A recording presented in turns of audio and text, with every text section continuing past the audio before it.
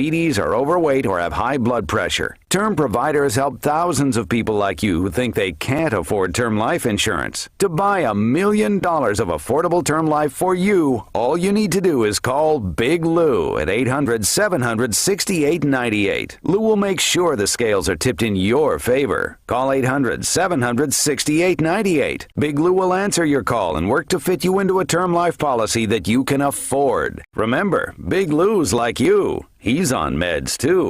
Call 800-700-6898. 800-700-6898. Hi, this is Dom Giordano. Do you want a beautiful home that's easy to maintain? I've been telling you about a great company that does just that. John Gilgee is here to tell you in his own words. Take it away, my friend. Hello, it's John from Rhino Shield, reminding you that spring is here and Rhino Shield is ready to help you paint your home for the last time. Our permanent exterior house paint is not ordinary paint. It's a ceramic house coating that goes on like paint and looks like paint, but is guaranteed for 25 years. If your home's exterior isn't looking as good as you'd like, Rhino Shield is the solution you've been looking for.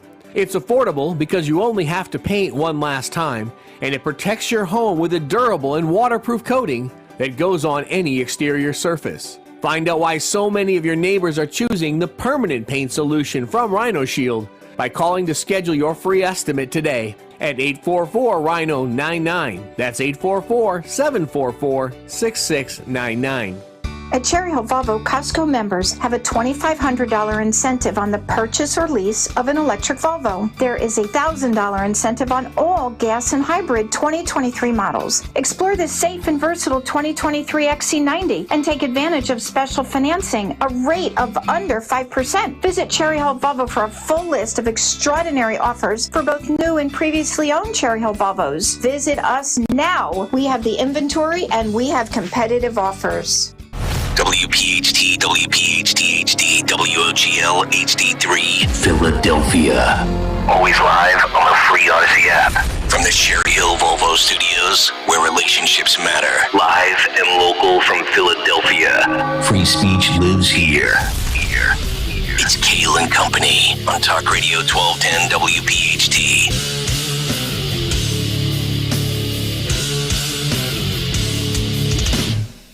And away we go, live on this Monday, May 15th. It is indeed Kale and Company as we kick off another work week here on Talk Radio 1210 WPHT. Always live on the free Odyssey app and streaming live for your video viewing pleasure on YouTube as we head until 10 o'clock this morning. 855-839-1210, the phone number, Twitter and Instagram, the radio station at 1210 WPHT. I am at Nick Kale, Kayal. Don Stenzlin with the news. Greg Stocker, the chairman of the board. Anthony Dorenzo. Daniel Valdez, our associate producers. Loaded show today. So many things to delve into. Action-packed cut sheet. And much, much more. Don Stenzlin, good morning. How are you? Good morning. Had a wonderful Mother's Day. Larry and the boys take care of you? They did. We had a nice brunch at the Bluebell Inn. That was lovely, so thank you, Bluebell Inn. My neck of the woods. Delicious. I was not over there yesterday or that area, but I've been there before. A-plus service. Yes. Yeah. Greg Stocker. Did you take care of the wife? She was taken care of, yeah. She was taken care of? Yeah. You and Dylan took care of business for Mother's Day? We did. Atta guy. By the way, can I just say? Yeah. Today might be the best cut sheet I've ever had. Whoa. It is chock full of stuff. Wow. 7:40. We might need to go till 9:10 till Tuesday. I'm just saying. I have so much stuff. There's so much stuff that happened over the weekend. Yep. So much good stuff. Indeed. It is a one for the ages. Yeah. All right. Looking forward to that. Hopefully all of you had a great Mother's Day weekend. And a lot of good things to delve into today, including Sam Oropeza, City Council at-large candidate. He'll be in studio this morning alongside retired Sergeant Mark Fusetti. They'll both be here from about 9:10 until 9:20. Because rumor has it there's some important stuff going on here in the next 48 hours or so. We'll delve into that. Biden's border fallout from the weekend. Total disaster, despite what you're being told. We'll give you those details. The defense funds for Mr. Penny are no longer in the penny range. They're in the millions It's range. incredible. Remarkable story there. We've got more books being banned in Central Bucks School District and some more fallout from CNN and Trump. Wait till you hear these two stories. That'll lead us right into the cut sheet. But leading us into the big take is the great Dawn Stensland, fresh off of a great brunch at the Bluebell Inn.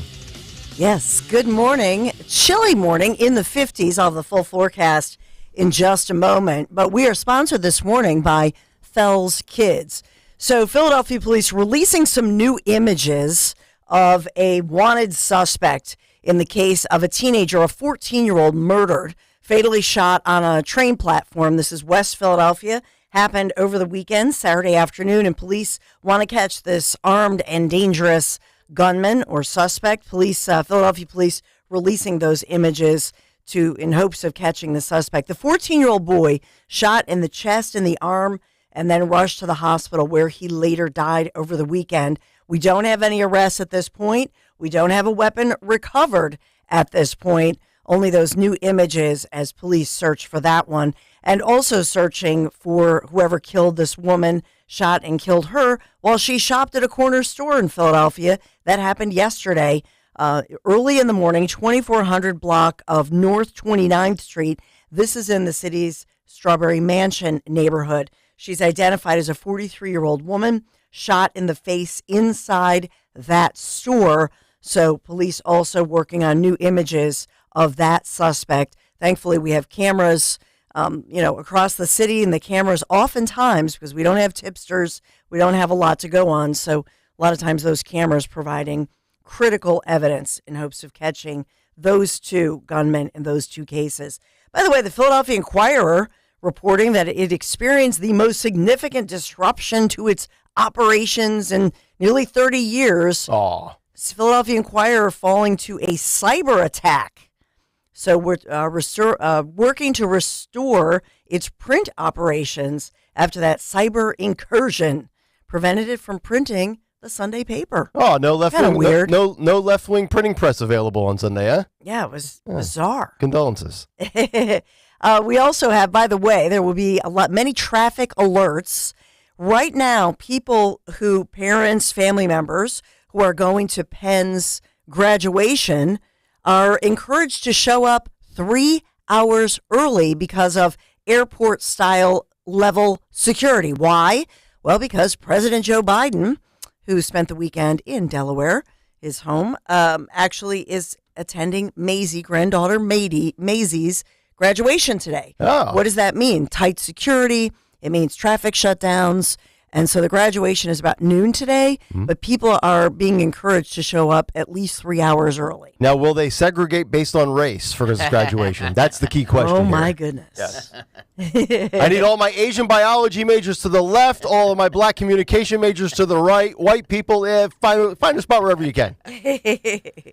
Well, we're going to feel segregated with our traffic this morning because there will be disruptions. I know our sister station, our sibling station, KYW News Radio, is all over that one. We are sponsored this morning by Fells Kids. Join Fells Kids June 11th from noon to 4 for an afternoon of family fun at Fellstival. Get it? Fellstival. Featuring free children's activities, food truck vendors, a lot of fun. Local artisans, Power Wheel giveaways. RSVP today, fellskids.org. That's fellskids.org. Oh, the bad news on Mother's Day was delivered yesterday afternoon. Sixers lost 112-88. Boo. Game 7 in Boston. Yeah, they scored 10 more points in the third quarter than me and Greg Stocker did. 10 points in a quarter. Greg what a Stocker and disgrace. I. Yes, that too. Yep. I say with grumpiness, only not because of you, because it was yesterday. Just in general, it was just frustrating. Didn't James Harden say it's been a great season? Yeah, it's been a great run. Yeah, it's like really. I had a couple of 40-point games. It's all good. Oh, he's nauseating. Yeah, I'm going to the club. He's nauseating. Vegas, here we No, go. it wasn't his fault. Okay. Let's just, you know what? 610. Who do you blame? No, if you back this up, just take the DeLorean and go back to the future. This all was messed up He had 2 because good of games. Ben Simmons. Just blame Ben. Stop. The trades. Stop. No, it falls on Team stunk. Coach Doc Rivers. Well, And that's Philadelphia sports teams once again defying mathematical probability. Just They had an 82% chance to win the series after they won Game 5, and they lost the next 2 games like losers. It's terrible. they're not losers. No, they It's just- are. They are. Dawn will be hosting them for a brunch at the Blue Bell. Squarely I at know. the feet of Joel Embiid. Yep. MVP my ass. Oh. Greg, you're going to be on that sports station with takes like that. Yeah, Rod's going to call you in for a shift. He can't do it all by himself. Fire Doc. Fire. Just Blah, blah, blah, blah, blah. start over. Yeah, All right. James Harden's like Joe Biden. He's been around forever, and he's accomplished nothing. Exactly. That is not. Exactly. Oh, that is not true. How's that for That a is take? not fair. That is not fair. 2 games where he played well. So he was like, oh, James Harden. Give me a break. Stop. Why don't you both just shut it? You got it. No, but and then baseball. What about baseball? Yeah, how'd that go? Wild scene, 4-0 loss to the Rockies at Coors Field yesterday afternoon. Yeah, they had a nice little streak, 5 in a row, I think. They'll be fun. Bryce So Harper. during the 7th inning stretch, Bryce Harper rushes the field, Yep. and he was screaming at Colorado. He had to be restrained as both benches then, psh, Yeah. you know, they're empty. It was crazy. He showed more fight than the Sixers. Well, he said the relief pitcher was taunting him. Oh, okay. Yeah. Jake, whatever his name is. Yeah. Jake Bird. Yeah. Give Jake the bird. Exactly. Bird. Loser. Anyway, it's spelled differently than Larry Bird. Anyway, it was the sports yesterday was all depressing. Yeah. At least the weather's been good. Yeah. So that tees us up. I know. Do I have to? Greg always says I have to do sports at 6 and 7. I really just. I mean, I don't want to say it again. What a great sports week. I mean, not great, but there's sports is the news this weekend. Yeah, It for was the most part. depressing. Yeah. It was really depressing. Guess I'll just go home and cry. All right. T-Mobile. T-Mobile Weather Center forecast. Today, even though we're starting out quite chilly, we get up to 75 degrees today. Tomorrow, we're in the 80s, so a really warm, beautiful day tomorrow. But today, a lovely day, so at least you got that going for you, which is nice. This is Kale and Company News Live. All right, Dawn, thank you very much. 855-839-1210. It is 6:12 on this Monday morning as we kick off another big take with the big week. The Big Take on Kale and Company. All right, the big take this morning, white Americans under attack under Joe Biden's America. It is now officially a crime to be white in America. There's no doubt about it. If you are white, you are automatically presumed to be the byproduct of white privilege. You are the beneficiary of systemic racism, and you could very well be deemed a white supremacist. It's not me saying that. It's the president of the United States, Joe Biden. Remember when Joe said that if he got elected to be the next president, he would be a uniter? Well, Biden, the uniter, actually turns out to be Biden, the divider. You would think with an approval rating of 36%, the lowest of his term, that he would try to make the United States a more unified nation. But nope, that's not the case. Joe is doing what he has done best in his first 2.5 years in office. That's to allow the woke, progressive, radical left faction of the Democratic Party to poison this nation with toxic vocabulary, identity politics, hatred, and division. This past weekend, Joe Biden was the commencement speaker at Howard University, a black HBCU institution, which happens to be where Vice President Kamala Harris graduated college from way back in 1986. Now, as Biden was giving the commencement speech, he said that the most dangerous terrorist threat to our homeland security is white supremacy. And as we know, Joe never, ever plays to the crowd. Listen. We know that American history has not always been a fairy tale. From the start, it's been a constant push and pull for more than 240 years between the best of us, the American ideal that we're all created equal, and the worst of us, the harsh reality that racism has long torn us apart. It's a battle that's never really over. But on the best days, enough of us have the guts and the hearts to stand up for the best in us, to choose love over hate, unity over disunion, progress over retreat, to stand up against the poison of white supremacy, as I did in my inaugural address, to single out as the most dangerous terrorist threat to our homeland is white supremacy.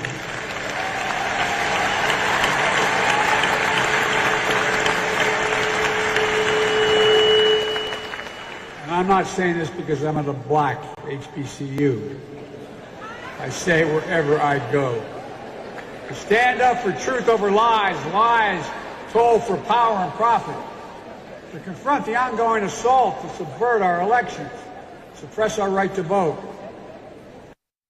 Joe Biden could literally be the most fraudulent and divisive politician in the modern era, which is saying something because the reality is there's nothing modern about him. In fact, I don't even believe that Joe believes what he just said.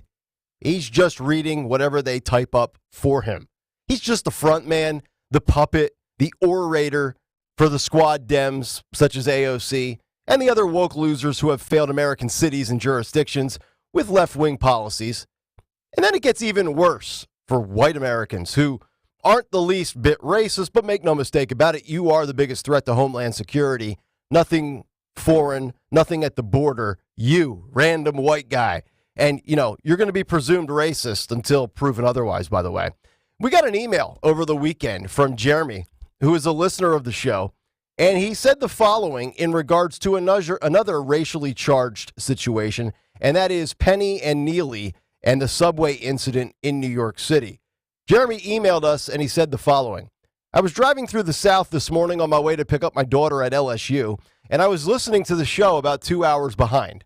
I wanted to respond to your request to hear from people in the military about the Marine on the New York subway. I served in the U.S. Army as an infantry officer and did a tour in Iraq. That Marine put his life on the line because he and other civilians around him were being threatened by a deranged person. There is no time to assess whether or not that person can be reasoned with. No time to call for social workers to come and offer health services to him. Act now, or people get hurt and die. He didn't beat the guy to death. He didn't shoot him or stab him. He actually went hand to hand and ended up choking him out. It's unfortunate that the guy died, but he was not the victim here. He was the aggressor. I think we're going to see more and more of this in the next few years as people are fed up with crime and violence. And it's not just running rapid over our nation. It's being condoned and covered up. As we say in the military, F around and find out. That is from Jeremy via email this past Friday going into the weekend. And I agree wholeheartedly with Jeremy, 100%. His assessment is accurate and spot on. And the big issue here that is being driven by the media is the race of the two participants, the white Marine and the black victim. It's what we have said on the show for over a week. Once again, it comes back to the color of your skin. And lastly, you know MSNBC, they love to play up the race card. They love attacking white Americans simply because of the color of their skin. Here was a headline from just a few days ago.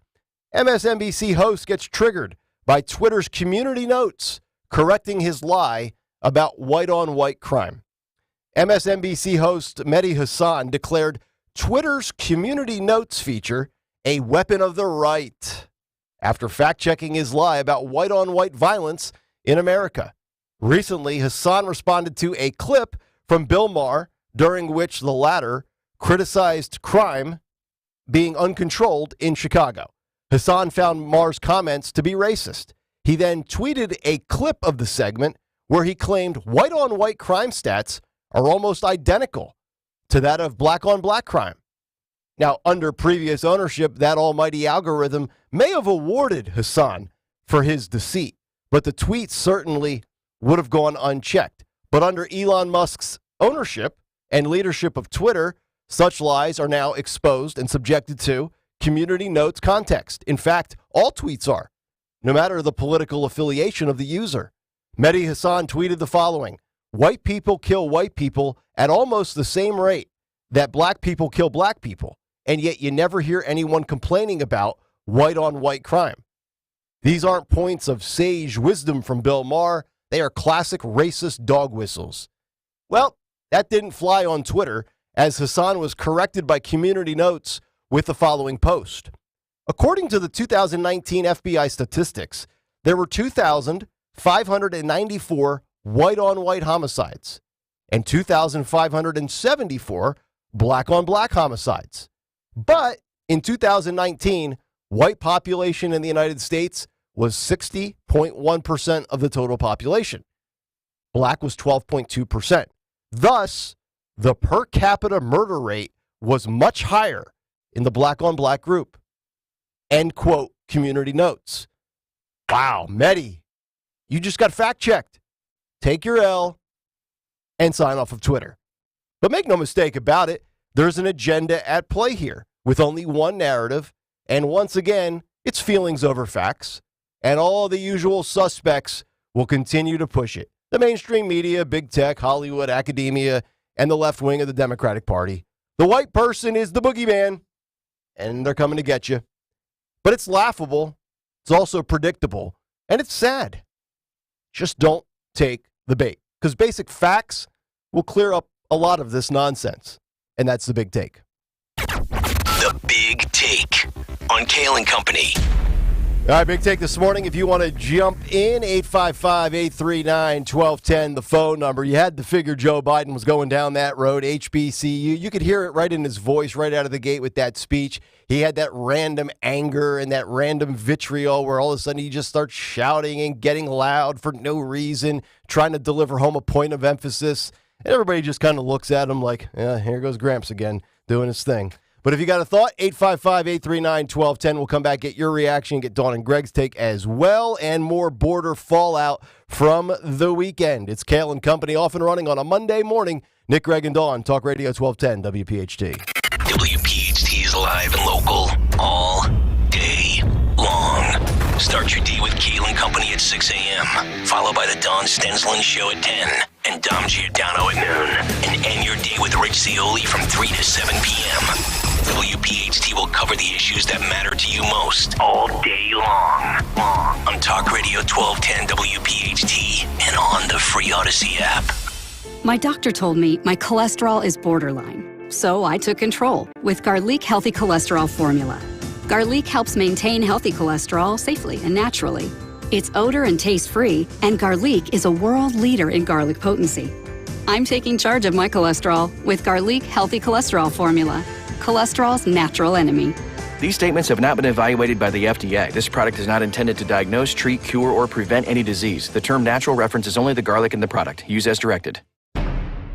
You're invited to a private showing of the most important movie you'll see in retirement. The Baby Boomer Dilemma is a groundbreaking documentary from award-winning director Doug Orchard. Throughout the film, Nobel Prize winners, PhDs, and esteemed economists expose the cracks in the financial industry that have 401ks and Social Security on the brink of collapse. After the movie, Crash Proof Retirement will share the solutions discussed by these experts, including the proprietary Crash Proof Retirement System, which provides guarantees backed by the financial life insurance industry, such as principal protection, the potential for double-digit returns, and an 85% tax-free income over 10 years, which can be increased as needed. Reserve your seat now for this private screening of the Baby Boomer Dilemma at the William Penn Inn on June 6th at 5 p.m. Call 800-722-9728 or visit crashproofretirement.com.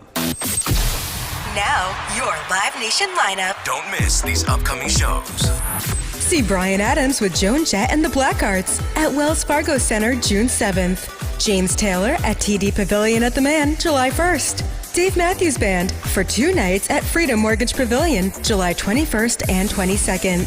And the Outlaw Festival with Willie Nelson and many more at the TD Pavilion at the Man August 5th. For tickets and info, go to livenation.com. Chronic pain, cancer, fatigue. Find out about the benefits of medical hydration therapy on Health Watch with Dr. Molly Fantasia every Sunday morning at 8 on Talk Radio 1210 WPHT. Hi, it's Rich Zioli. Do you have water on your property, soggy yard, sinking hardscape, pool liner floating? Garden State Earthworks is your drainage solution. 856-848-4444 or GardenStateEarthworks.com. Lose weight and feel great with NJ Diet. NJ Diet uses DNA and blood work to help you lose weight and keep it off. Tune into the radio show Sunday at 2 or visit njdiet.com. The following conversation brought to you by Omega. 800-300-9ERC. That's 800-300-9372. OmegaTaxCredits.com. I thought I couldn't get the ERC if I got the PPP loan. Nope. If you're a business owner with 5 to 500 employees, you might be eligible. I thought it was really difficult to apply for the ERC. Not if you use Omega. See, Omega is an accounting firm that has been around for over 15 years. They are a true accounting firm that will have a fiduciary relationship with you and your business, and they don't get paid until you get paid. But I'm sure it takes forever to find out if you're eligible. Again, no. If you call 800-300-9ERC, you could learn if you're a good candidate in less than 10 minutes. I make a call that takes less than 10 minutes, and I can find out if my company is pre-qualified to receive a tax credit up to $26,000 per employee. During the qualifying time frame, yes. I'm checking out OmegaTaxCredits.com right now. This conversation was voiced by actors that belong to a company that has already filed for their ERC.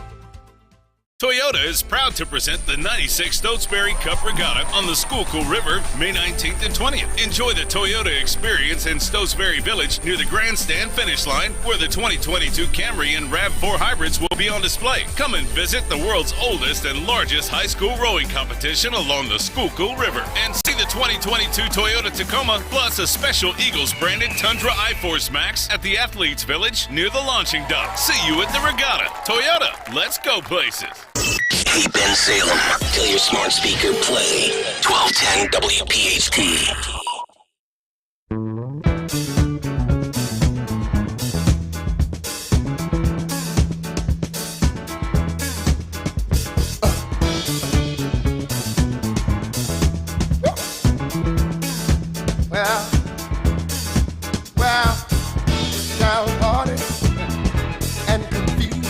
Oh, yeah. Kale and Company, never confused, because we're not like the President of the United States. But then again, who is? Welcome back in, live on this Monday morning. Talk Radio 1210 WPHT, and all week long, coming out of commercials, all the music that you hear, the rejoiners, will be a playlist contributed by and selected exclusively by John Petrangelo, who was a Travis Manion Foundation donor this past year for the Radiothon, and he was the man who ponied up the money to take total control of Greg Stocker's playlist. How about this?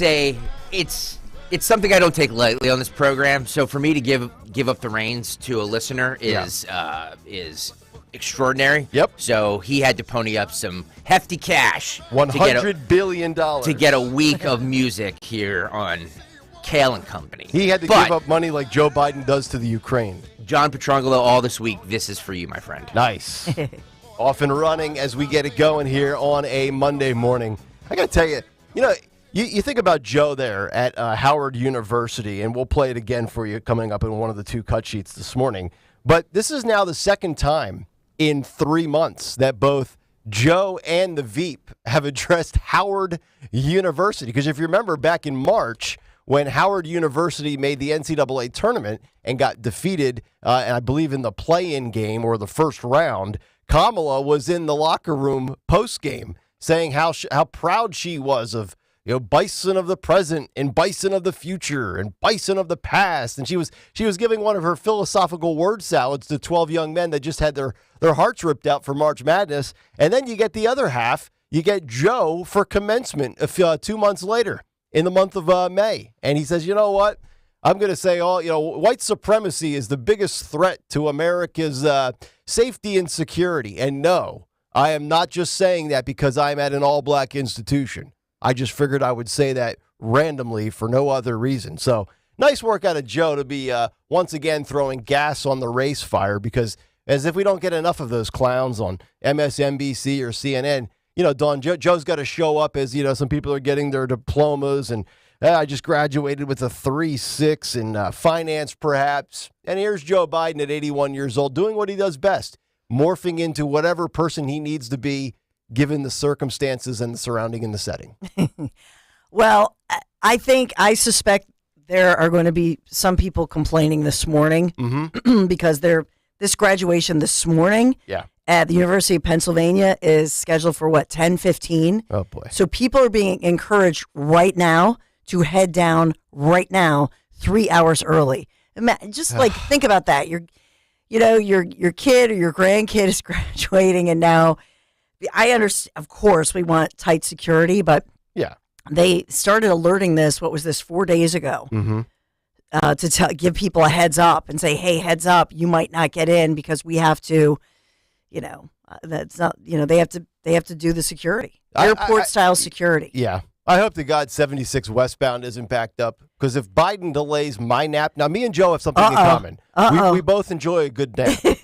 But if Joe screws up my nap, that could very well be the Tuesday big take. Well, I'll just write it while I'm sitting in gridlock. Here's the deal. The graduation starts. You should be okay because the graduation starts about 10:15. Okay. So I think you're going to be okay if you get home, if you get out to Montgomery County quickly. I'll catch your whole show. See? But then after the graduation ends, so like around noon, I think that's when they have to shut the traffic down after the graduation. Okay. Because I got to take my wife and daughters back to the airport for a 5 p.m. flight tonight, which, by the way, they landed at 5:45 on Friday night. And don't get me started on the traffic with that one. You got people going down for Taylor Swift, the whole bit. I spent more time this weekend on roadways sitting in traffic than I did asleep. Newman Price on YouTube says, Sleepy Nick Kale. Sleepy Nick. That's right. I'm Joe's right-hand man. Where did you guys go for Mother's Day? They were here for Mother's Day, or they were? No, we were mostly in the Lehigh Valley. So we did a family gathering, and we went out to eat up in the Quakertown area on Friday night.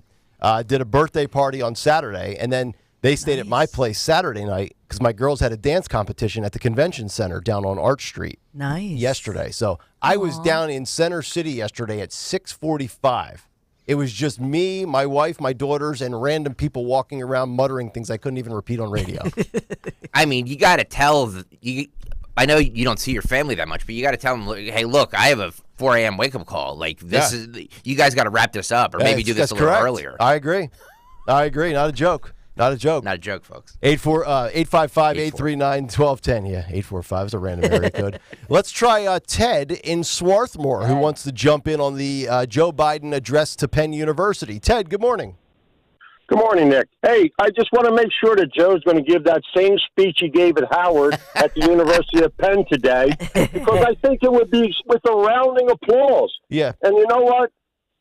I'm a white construction worker. I'm tired of being blamed for everything. Yep. And possibly maybe we better get together as white people. They always want to talk about white people, so I'll talk about white people. Mm-hmm. Let's get together and exploit the debt crisis that's coming on. Let's take 2 weeks off and not pay any taxes and see what happens with Joe. See how that works. Yeah, I agree. Yeah, I've about had it, bud. Yep. I really have. I don't blame you, Ted. I mean, every single day, this whole administration's mantra is identity and diversity, equity, inclusion, and race, and white supremacist. And then if it's not white supremacist, it's the MAGA faction of the Republican Party. It's the Trump supporter. This guy literally never changes the vernacular. It's always 3 or 4 hate-filled buzzwords. And, look, white supremacy exists. If you try to argue it's not a thing, I mean, you're a fool. But to the level and the volume and the percentage and how much it represents is so minuscule compared to they'll sit there and Joe Biden will try to make the case that 50% of America is littered with white supremacists. Well, if it's not 50%, it's half of the Republican Party. Oh, so it's 25%. Like, Joe, it's like 2%. Relax. Once again, taking a small little sample and making it the general rule of thumb. And to me, that's very... I don't take the race hatred stuff lightly because it's very defaming. Speaking of, we're coming off of a week where Trump got hit with $5 million in a defamation suit. You just can't randomly walk around and call people racist. Like, you better have facts to back that up. It's not like calling somebody a jerk, By the way, I know this is a small and petty point, but I'm going to bring it up anyway. He says, look, I'm not just saying this because this is, a black crowd. Not a joke.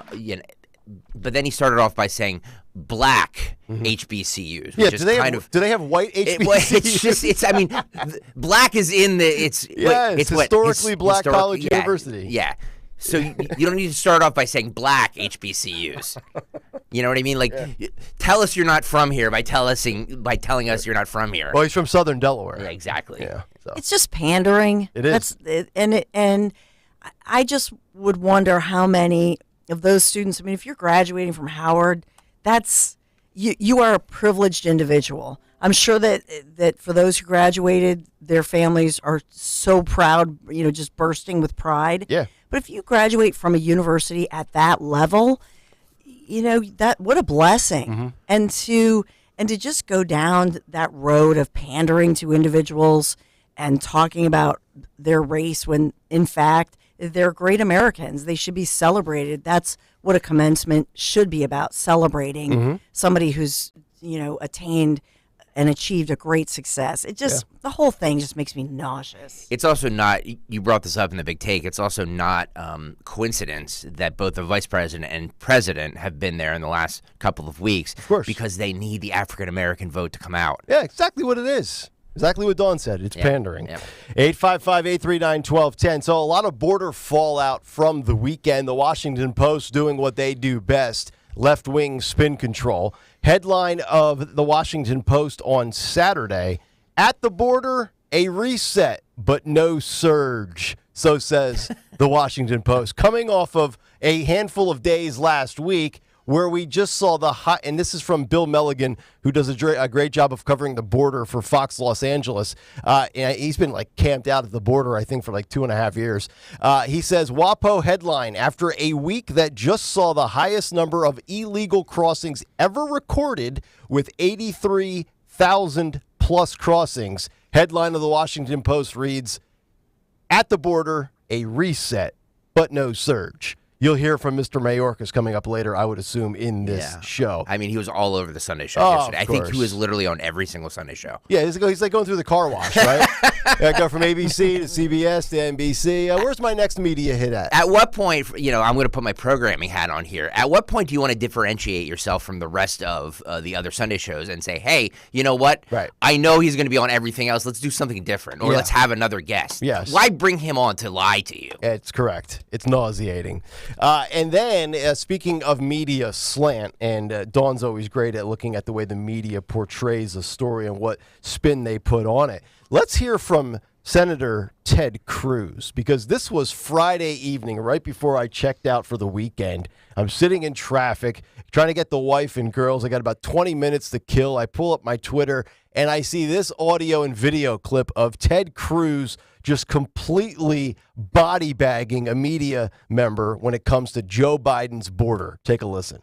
Let me ask you something. Let me ask you something. What rate of illegal immigration do we have in 2020? Do you know anything? I asked you a question. Do you know anything? How long have you been in office? I've been in office 11 years now. And this has been kicked the can during multiple administrations. Except you're okay. You don't get to argue with me. You asked your question. You asked your question. You don't get. You want to hold a press conference? You can do it over there. You want to hold a press conference? You can do it over there. How are you? So hold on. I'm going to answer his question. The talking point of the Democrats, which this media reporter happily parrots, is, gosh, the problem can't be fixed. There's one little problem with that. It is an utter and complete lie. In 2020, the last year of the Trump presidency, we had the lowest rate of illegal immigration in 45 years. You ask, what have I done? I've championed the men and women of Border Patrol. I've championed securing the border. I've championed Remain in Mexico. And we turned this problem around and solved it. And we went from Joe Biden inherited the lowest rate of illegal immigration in 45 years. And the first day in office, he made political decisions to cause this problem. And you should be ashamed of yourself because you're a reporter and you're not reporting facts. You're telling lies. Joe Biden made a political decision. Ted Cruz just ended that media member's career in about 1 minute and 11 seconds. Says he just totally destroyed that guy at a press gathering in Texas. And to kind of highlight and emphasize the difference in borders between Donald Trump and Joe Biden, Joe Biden's border and the line to get into this country looks like the line for the pre-launch of concert tickets to see Taylor Swift. Swifties everywhere. Swifties to the left, Swifties to the right. Donald Trump's border looks like a line of people up in Bethlehem, Pennsylvania, trying to get the tickets to go to Music Fest on a Friday night. Stark contrast. Big difference. 4, 5, 6 times the amount of people entering the country illegally under Joe Biden compared to Donald Trump. We're talking about 1.5 million, 2 million, 2.3 million under Joe Biden, whereas with Trump it was 400,000, 600,000. There was one spike year, I think it was either 2019 or 2020, and then it came back down. And this is the thing we talk about with slant and media coverage. Well, to be fair, 2020, I mean, there was a global pandemic that was happening. Very true. You know what I mean? So I would assume everything would have been down in 2020. True. Very true. If you take the averages for 2017, 2018, 2019, and 2020, and then you compare them to 21, 22, and then the first 5.5 months of year 3 for Joe, the numbers are staggeringly different because Donald Trump put a emphasis on border protection, and Joe is not. It's really the difference right there. Well, I think one of the stories that's not getting as much play, in my humble opinion, and Greg will tease me because I always go to talking about the pedophiles and the human traffickers, here we go. But they're supposed to be keeping track of all these kids. Mm-hmm. So we have tens of thousands of children who've come in, and there was a reporter, and I believe it was late last week, who asked this question to KJP or one of the officials, where are these numbers? You promised us the answers of the children coming in who are not with an adult. Right. They've lost track of all these little kids. Mm-hmm. And if for no other reason, I mean, talk about something being politicized. Yeah. It's sick Mm-hmm. that in our country, people would, due to partisan politics on both sides, people are not talking about where are the children? Yeah. These are little kids. Where are they? Mm-hmm. They came in, some 85,000 kids apparently are missing, unaccounted for. We don't know where they are. Oh my goodness. It's terrible. By the way, this is all by design, and I don't mean that in I mean, some can take it as a nefarious way. The Democrats want people coming here. Yeah, of course. It's not like the Trump administration didn't. So of course the Trump administration is going to take steps to make sure it's not happening, or it's not happening in the same numbers the Biden administration is, because the Biden administration wants them coming here. So to sit here and say, well, it's this under Biden, he wants it that way. I just hope though, from like a voting standpoint, if once you're able to officially vote, or if you can, that this perception kind of blows up in their face as far as, well, if we have an open border, they'll vote Democrat. Because Dawn, you've mentioned many times, a lot of people of Hispanic descent have conservative values. So yes, I don't know that it's a lock that they vote Democrat. Right. So it's another failure of Republican and GOP leadership, because guess what? If you look at all the boxes that they check when they come in, the most immigrants, first of all, when you come to this country, what do you appreciate? The liberty, the freedom. Mm-hmm. But then you go through and you look at their values are, generally speaking, more aligning with conservatives. True. However, if you find out the conservatives want to boot you constantly and are not welcoming you at the top of the list, then obviously that's going to deter you from voting right? Yeah. From voting. So it's another failure, in my opinion, of GOP leadership for not welcoming in those who are already here and pushing for the security of what I'm talking about, the children, the communities that are already existing. Mm-hmm. And you could make it a local issue. Look at Delaware County, look at Chester County especially. Large populations of immigrants, and who is making sure that their communities are safe and secure, that those so-called, wolves in sheep's clothing, Mm-hmm. where are they going to hide? Right. Where the bad guys going to hide? They're going to hide in their communities Mm-hmm. and wreak havoc within their communities. Yep.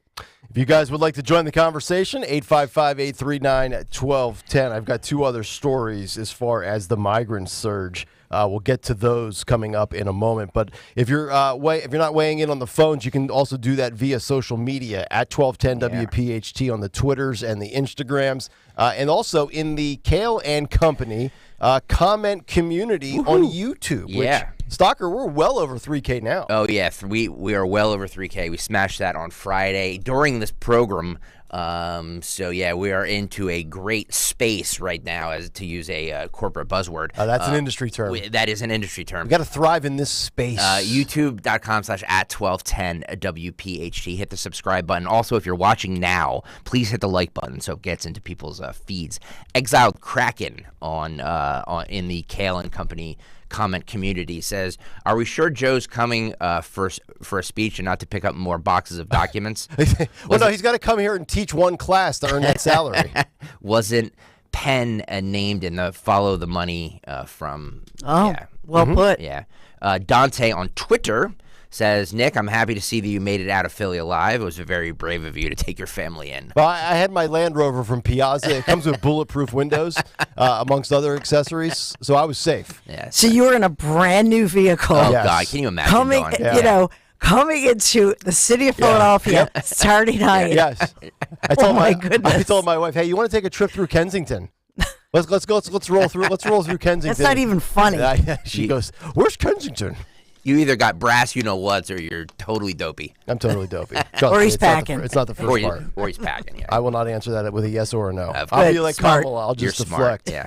855-839-1210. Two more on the border, though. If you recall, we gave you a couple of these stories with these very luxurious plush hotels in New York City that would go for $400 or $500 a night, that were being trashed by migrants a couple of months ago. They would show up, they would party, cases of beer, there was sex and drugs in the hallway, and of course they were provided with prepackaged meals and sandwiches, all of which, from what I saw on TV, look relatively better than I was eating 10 years ago as a college graduate, and maybe some people still at this day are eating better then. But they were tossed, they were discarded, and the hotels were destroyed. It was really kind of a slap in the face to people being handed the opportunity to be in this country and being selfish and not appreciative and thankful and grateful. Well, it's actually going to take another spin, because now a hotel in New York is set to take on some more migrants and abruptly has canceled 30 rooms for soon-to-be newlyweds that have booked these rooms post getting married. As well as they are kicking out homeless veterans from these hotels for migrants. So you're a veteran. You've had a tough turn since you came back from serving.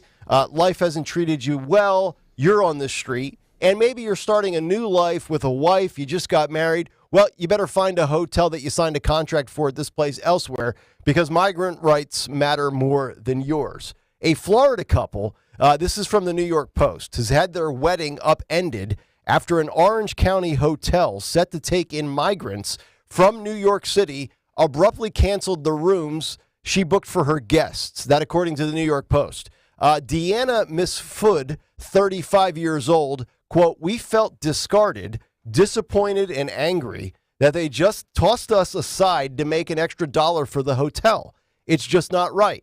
Mifsud and Gary Moretti, 37, both originally from New York, and who plan to marry on June 24th. Still time to back out, pal. At Lippincott Manor in upstate Wallkill, had booked 160 guests from throughout the country that were expected to attend. For the big day, the couple's guests had a total of 30 rooms booked at the Crossroads Hotel in Newburgh, about 20 minutes from their wedding venue. The newlyweds, along with 10 bridesmaids, 5 groomsmen, and guests from California, Florida, Arizona, Minnesota, Connecticut, New Jersey, Long Island, and Westchester, all had planned to stay at the hotel, and the couple had priorly paid for transportation to and from the party. Quote, "We signed a contract. We had a legal contract to have those rooms. We just wanted everybody to be safe and have a good time. But everything was upended when the Crossroads, who was set to accept migrants from New York City, are being bussed into the hotels. Quote, "We were on hold for 45 minutes and we were ultimately told we can't do anything for you. Bye-bye," and we were hung up on. Oh, man. Here, we actually have some audio of the phone call and the goodbye. Okay, bye-bye. So they canceled those people out, and then on top of it, as I continue in this story, the Crossroads is one of several hotels believed to have booted nearly 24 homeless veterans in favor of incoming migrants, which it's believed that the hotel rakes in as much as $190 per person per night. I can almost accept the newlyweds. Okay, you know what? There's other hotels. You'll be fine. If you could afford this hotel, you'll be able to afford something else. But the thing that really gets in my craw is you're kicking out homeless veterans. Yeah. Like those people that served our country, and for whatever reason, and speaking of Travis Manion Foundation and the playlist we just talked about, a lot of these people don't have a sense of belonging or don't have a vision or a path once they come back, might have PTSD, whatever it might be. So once again, under the Joe Biden administration, America last, everybody else first. That's the part that bothers me the most about this, kicking out the veterans. You know, you're 24, you're 37, you're getting married, you'll figure it out. But for the vets, come on, man. Come on. Why are we kicking anybody out? For people who... Whatever happened to honoring a contract? Yeah, exactly. For people who should be here anyway. It's like college loans, like the bailout program. You signed that master promissory note. I intend to repay X amount of dollars that I have borrowed from a lender. Yeah, you know what, Joe? Okay, yeah. Bail me out, pal. My John Hancock isn't worth a thing it's written on. Yeah. So. But again, why not? If you're in the GOP, you need to have a game plan for, Spanish-speaking services to ask these individuals, hey, this is Joe Biden's America. They let you in here and they never even had a plan. Mm-hmm. And reach that community early now and say, we're working on this. We're sorry that this happened to you or whatever. But the fact that anybody's being booted out, that there are no accommodations, is just, open up the border. It's terrible for everybody. Mm-hmm. Everybody involved. It's a nightmare. And that's why you have, Democrats like Eric Adams in New York saying, we're suffering a humanitarian crisis. Well, welcome to the party, pal. Mm-hmm. Yeah. You know what I would do? Speaking of strategy and capitalize on this, and where's the GOP? Once you get the buses and they ship them from Texas or Arizona or wherever it might be, and they go to New York and, other sanctuary cities, Philadelphia, you name it, have people within the Republican Party there once these hotels either reject them or say they're out of, facilities or they don't have a bed because Kathy Hochul is claiming they're completely overran. It's a state of emergency. That's where you come in as a Republican then and say, look, they don't even have a plan. They can't help you out. This is how you get them to vote Republican. Yeah, I can't even believe the failure of this administration overall to try to welcome people in ultimately, even though they say they didn't, mm-hmm. and not have a game plan. And then you're having federal officials under the FEMA umbrella. Yep. By the way, how much is this costing all of us? And like I say, unaccounted individuals, they have all these lawsuits mm-hmm. because they said you're letting people in and you don't even keep track of folks, but especially the children. They don't even publicize it. And so Republicans, once again, GOP leadership, where are they in all of this?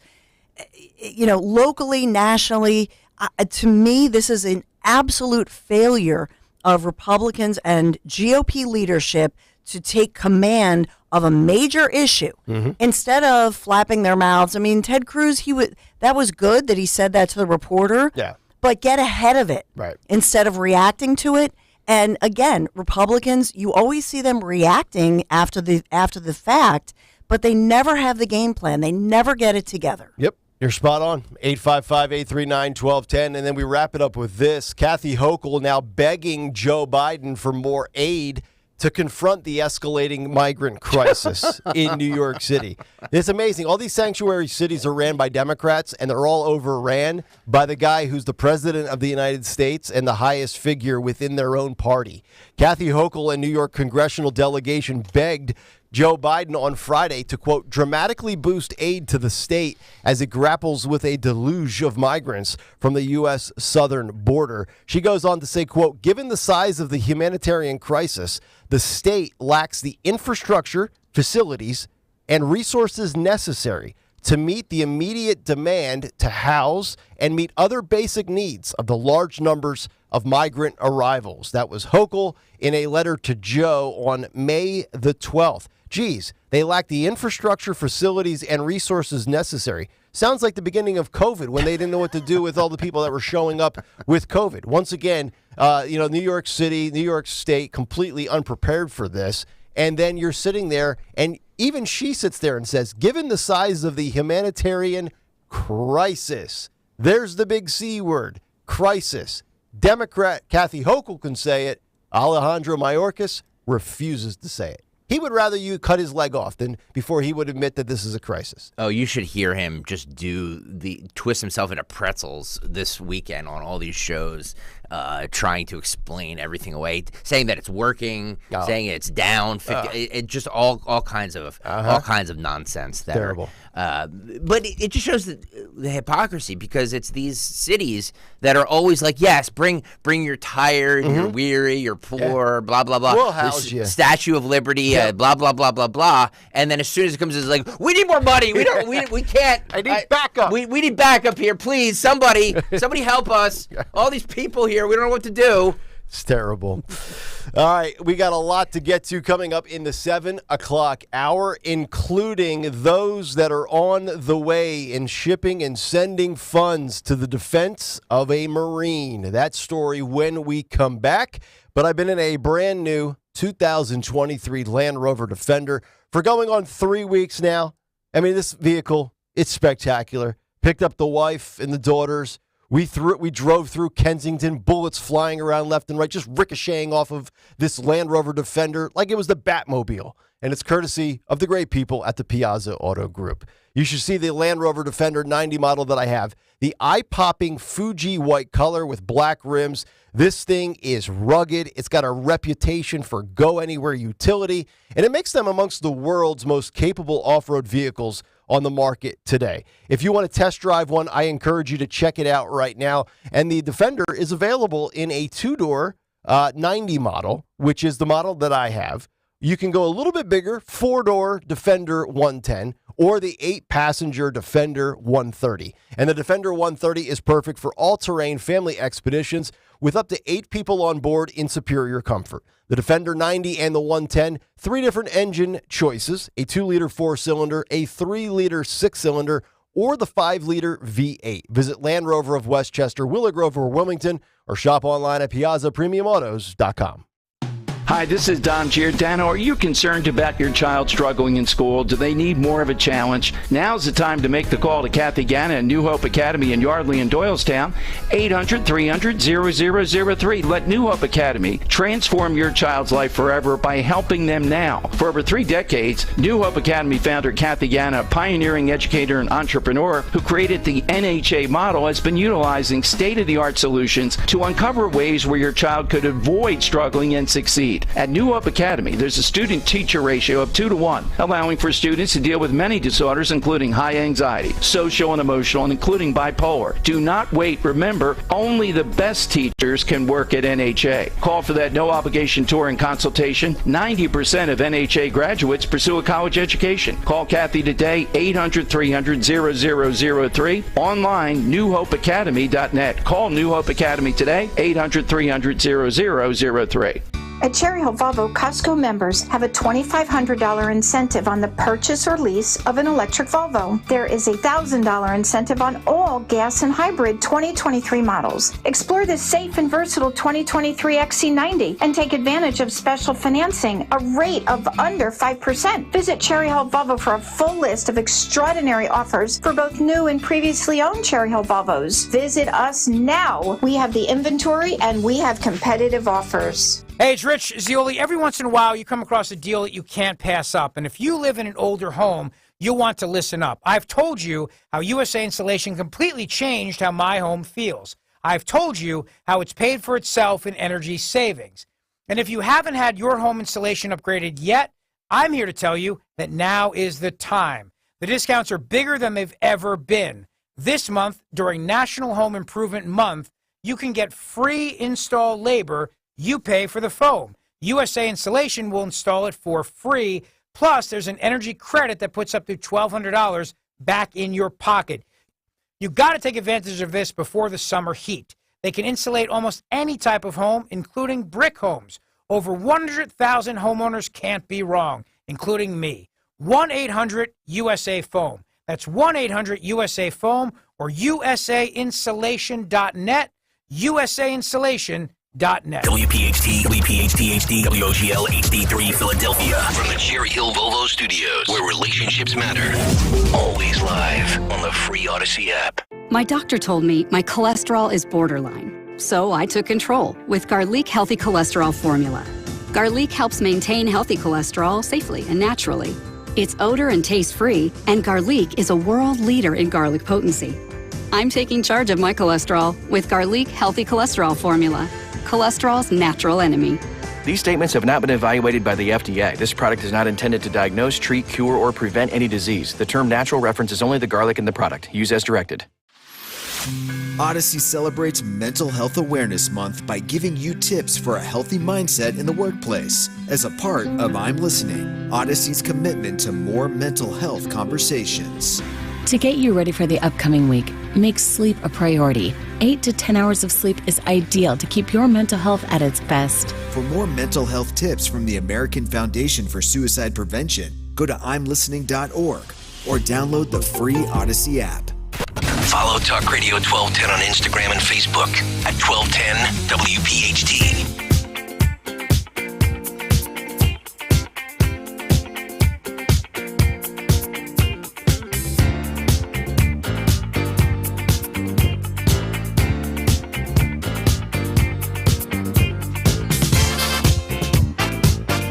Kale and Company 701 as we continue hour number 2 here on a Monday. Talk Radio 1210 WPHT. Always streaming live on the free Odyssey app. You can watch the show on YouTube, youtube.com/@1210WPHT. Subscribe, hit the like button, and get notified as we go live. A little disco bounce this morning, huh? I love it. This. Not the typical stalker jam. It's not, but it's fine. Whenever I give up control, it is what it is, you know? And just to reiterate, so people tuning in aren't of the belief that we have like a new music board op, the winner of our Travis Manion Foundation donor who made a big donation to take total control of the playlist all week long on this show. So John Petrungolo. John Petrungolo. So is he like legitimately emailing you, hey, here's the 13 songs to play today? He emailed me last week, I believe it was. Wow. So, he gets a full week. So all this week, you'll be hearing music from John for that incredibly generous Travis Manion Foundation donation. Beautiful. If you donated and are still awaiting your, I don't want to say prize, but your gift for your donation, I believe we're going to start sending everything out this week. All right, very good. 855-839-1210. Speaking of donations, we will get to Daniel Penny's defense fund over the manslaughter charge in Jordan Neely's subway death. That story coming up in a couple of minutes. But before we get to all of that, we say good morning to Dawn Stensland at 7:02 for round number 2 of the news. And good morning this Monday morning, the day before primary election day. Tomorrow, May 16th, a big election day across our region. We are sponsored by Wawa during this 7 a.m. hour here on Kale and Company News Live. Even though we started out in the 50s, we will have quite a warm-up and a lot of sunshine in the forecast. We'll have that just ahead. So, yes, we still are. There are still alerts out there and still reward money to be had, as authorities say only one of those 2 escaped Philadelphia prisoners, helped by another person in prison, only one has been found thus far. So $25,000 plus in reward money. We had updated for you that story that was a true embarrassment. 1 week later, still we are looking for an escapee who is accused of murdering 4 people, still out there somewhere. That story actually came up with the in-laws over the weekend. Oh, really? Yeah, my brother-in-law was like, so I heard about the Philly ex-con that got out of the can and went through the fence. And I'm like, yeah, it's a pretty much a big joke, isn't it? And he goes, man, I don't know how you do it. I'm like, well, I don't technically have to live in the city of Philadelphia, but Still got to talk about it. And these types of stories are just, I mean, this is like a Hollywood movie. Yeah. Like a heist, like a prison escape movie. Yeah. Gone wrong. Yeah, and so to your point, Nick Kale, I mean, all the factors involved, but especially it's an embarrassment for the city of Philadelphia and the leadership here because, my goodness. And the first guy you said was dressed up as a woman, right? When they caught him. Right. But he wasn't but he wasn't trying to transition. He was just trying to use a disguise. Exactly. Wearing the mask and the whole thing. We say it's embarrassing. It's an embarrassment. And to the normal, everyday person, it is. Yeah. Do you think they look at it that way, or do you think they look at it as progress? I'm serious. We were talking about the border crisis as is there by design. Mm-hmm. This is what they want too. I know. Unmitigated disasters and controlled chaos. Yeah. Yeah. It's true. Yep. So I had featured for you the search for different gunmen in different shootings over the weekend, and included in those over the weekend a 14-year-old shot on a SEPTA platform, and a woman in her mid-40s gunned down while shopping yesterday in the Strawberry Mansion section of Philadelphia. Presumably, innocent victims in very public places. One shopping, one kid on a SEPTA platform shot over the weekend, and still we don't have suspects in custody. So police looking for that, looking for those armed and dangerous gunmen, as well as the initial, suspect who's considered armed and dangerous somewhere out there in Philadelphia. Other news of the day, we talked about the Inquirer. They have this cyber attack that had shut down operations, and a major newspaper, city newspaper. We don't have details on this so-called cyber attack that it has impacted their production. So we're awaiting more word on that.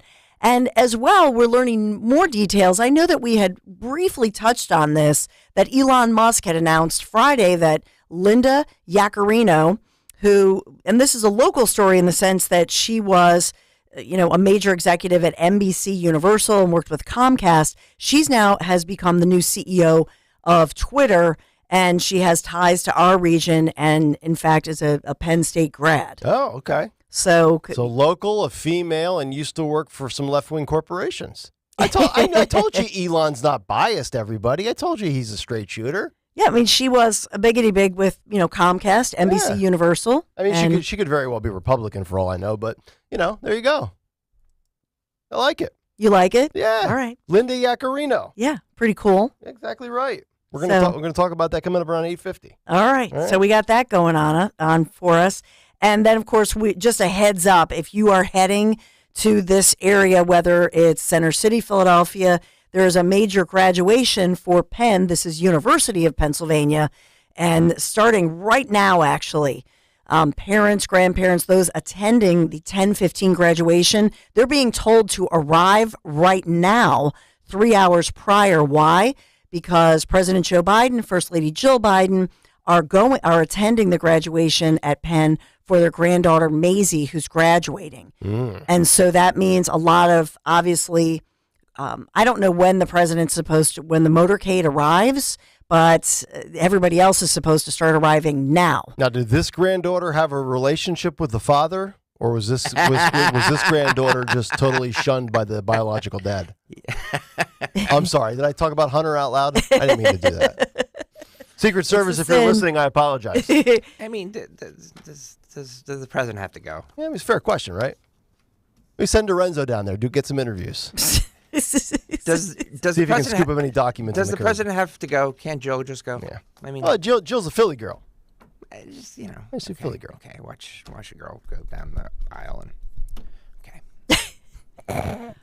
I imagine there are some people who think it's cool that he's not speaking or anything. No, there are some people who think it's cool that the president would attend. Yeah. But on the other hand, there are a lot of people who are probably a little aggravated that they have to show up 3 hours early. I would be. And go through security I had to sit through 3 hours of a dance session yesterday for my daughters after they competed, which, by the way, is the worst thing about all of this. I'll sit there and watch my girls compete for 5 hours straight. But when they go, my girls danced at 8:35 and 8:50.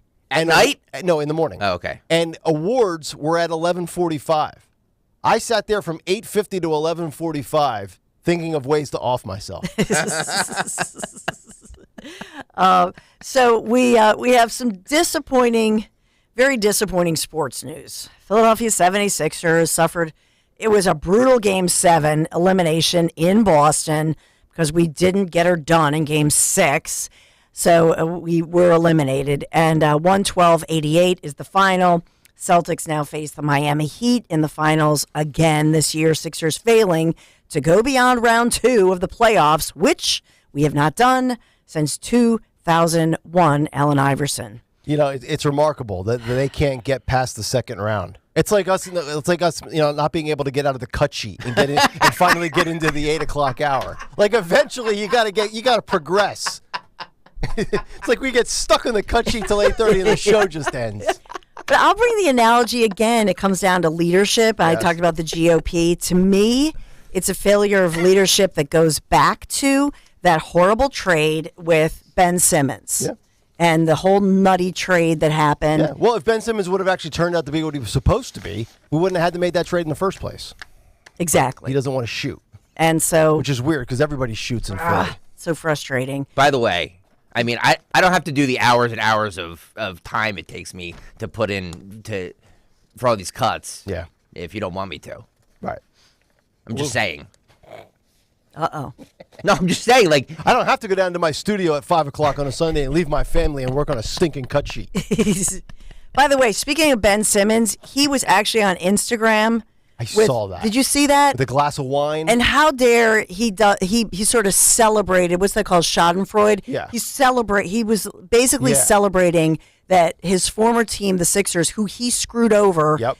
And he was celebrating that. Yeah. And that's so annoying to me. And he takes a picture of the glass of wine. He's drinking a bottle of Smart Water, and he's got his TV up on the wall. And I zoomed in on the picture, and the score is when the Sixers were down in the fourth quarter by like 25. Yeah, another passive-aggressive turd. Yeah. That guy. Thank you. Passive-aggressive turd. Like basically, I love that. You guys wouldn't be in this situation if I was still around. Like, no, we're in this situation because you were not around. Thank you. How's his emotional health? Yeah, I'm very concerned about him. Yeah, he's up his medicine. Yeah, is he able to shoot? Is he able to play? Because his health and his He's a hot mess. He's a hot mess. And at least we have some passion by our Phils. So, I mean, this is crazy. So, our both Bryce Harper and Thompson, right? Both of them ejected from the Phils yesterday, just getting very frustrated. Wild scene during a 4-zip loss to the Rockies at Coors Field yesterday afternoon. Bryce Harper is usually a pretty mild-mannered guy. Just, he's not having that disrespect. Mm-hmm. And Nor should he. Right? Nor should he. You're right. And he's very laid back. But occasionally, even in Washington, every now and then, it's just the fuse gets lit and he goes. So I'm siding with Harper. Yep. And Bob Shocking. Thompson. Shocking. Dawn siding with the home team. I know. I'm such an enabler. By the way, she has the Eagles going 17-0, folks. No, you had one loss too. I did have one. Yeah, I forget who it was. Okay. One. That's it. KC. Yeah. Which hurts. The Eagles. We are sponsored by Wawa. A Wawa smoothie is a deliciously smooth way to start the end of your day. So to start the end of your day or to start your day, enjoy a delicious Wawa fruit or cream smoothie with Wawa smoothies. Transitions in your day couldn't be smoother. And you can also get the energy boost. You can get my son lifeguards. He's actually lifeguarding now. So at like 5:30 this morning, that's what he got. Really? One of those. Mm-hmm. He loves the Wawa because you can get an energy boost. You can get vitamins in there. Mm-hmm. You can get the boost. So does your son lifeguard like outdoors for the summer? Once the pools are open outdoor? He does year round. Yeah? He lifeguards at the community center. It's a good gig. So he's already there now. Yeah. You just kind of sit up on that little stool and that little chair and you twirl your whistle No, and the lanyard. don't tell Dawn. You get a tan. Dawn's going to yell at you now. He's not twirling his whistle. They work very hard. They save the children. Everybody out of the water. It's adult swim time. Does he put the... He's a very Stuff good on his nose. lifeguard, and they go for training. Yeah. Oh, I know. They go through it all. It's Definitely. a very important job. It really is. You started a hornet's It nest. really on this one, my friend. Oh, trust me, I want those lifeguards to be ready to go with Yes. 2 8-year-old daughters. Absolutely. See? Yeah. So he has his Wawa smoothie. Yeah. See, and it keeps him right on that lifeguard chair, focused. He's going to be like that lifeguard in Jaws. It's just bluefish, Chief. Well, with your Wawa smoothie, transitions in your day couldn't be smoother. Yeah. Got to have a Wawa. We thank you, Wawa. Quickly, T-Mobile Weather Center forecast. We're actually teed up for a pretty nice forecast today. I mean, we're 78 degrees in your T-Mobile Weather Center forecast, warming up 78 and bright sunny skies. Tomorrow, a chance for a few showers to move through, just a few, but near 80 degrees for you tomorrow. Quite a warm-up, Nick Kale, when we go from 55 right now to 78 this afternoon. So enjoy your Monday, and that's your T-Mobile Weather Center forecast. And this is Kale and Company News Live. All right, Dawn, thank you very much. 855-839-1210. We've got two stories to get to before we get to the cut sheet in about 30 minutes. More books being banned in the Central Bucks School District, and also Daniel Penny's Defense Fund is a great story of just common sense Americans rallying for a good cause. We'll get to both of those coming up. But just to wrap this up here in the next 45 seconds, it's funny. I go up to Bethlehem yesterday after the girls' dance recital to see my wife's brother, his daughter, compete in a softball game. And it's like an 11 and 12-year-old league.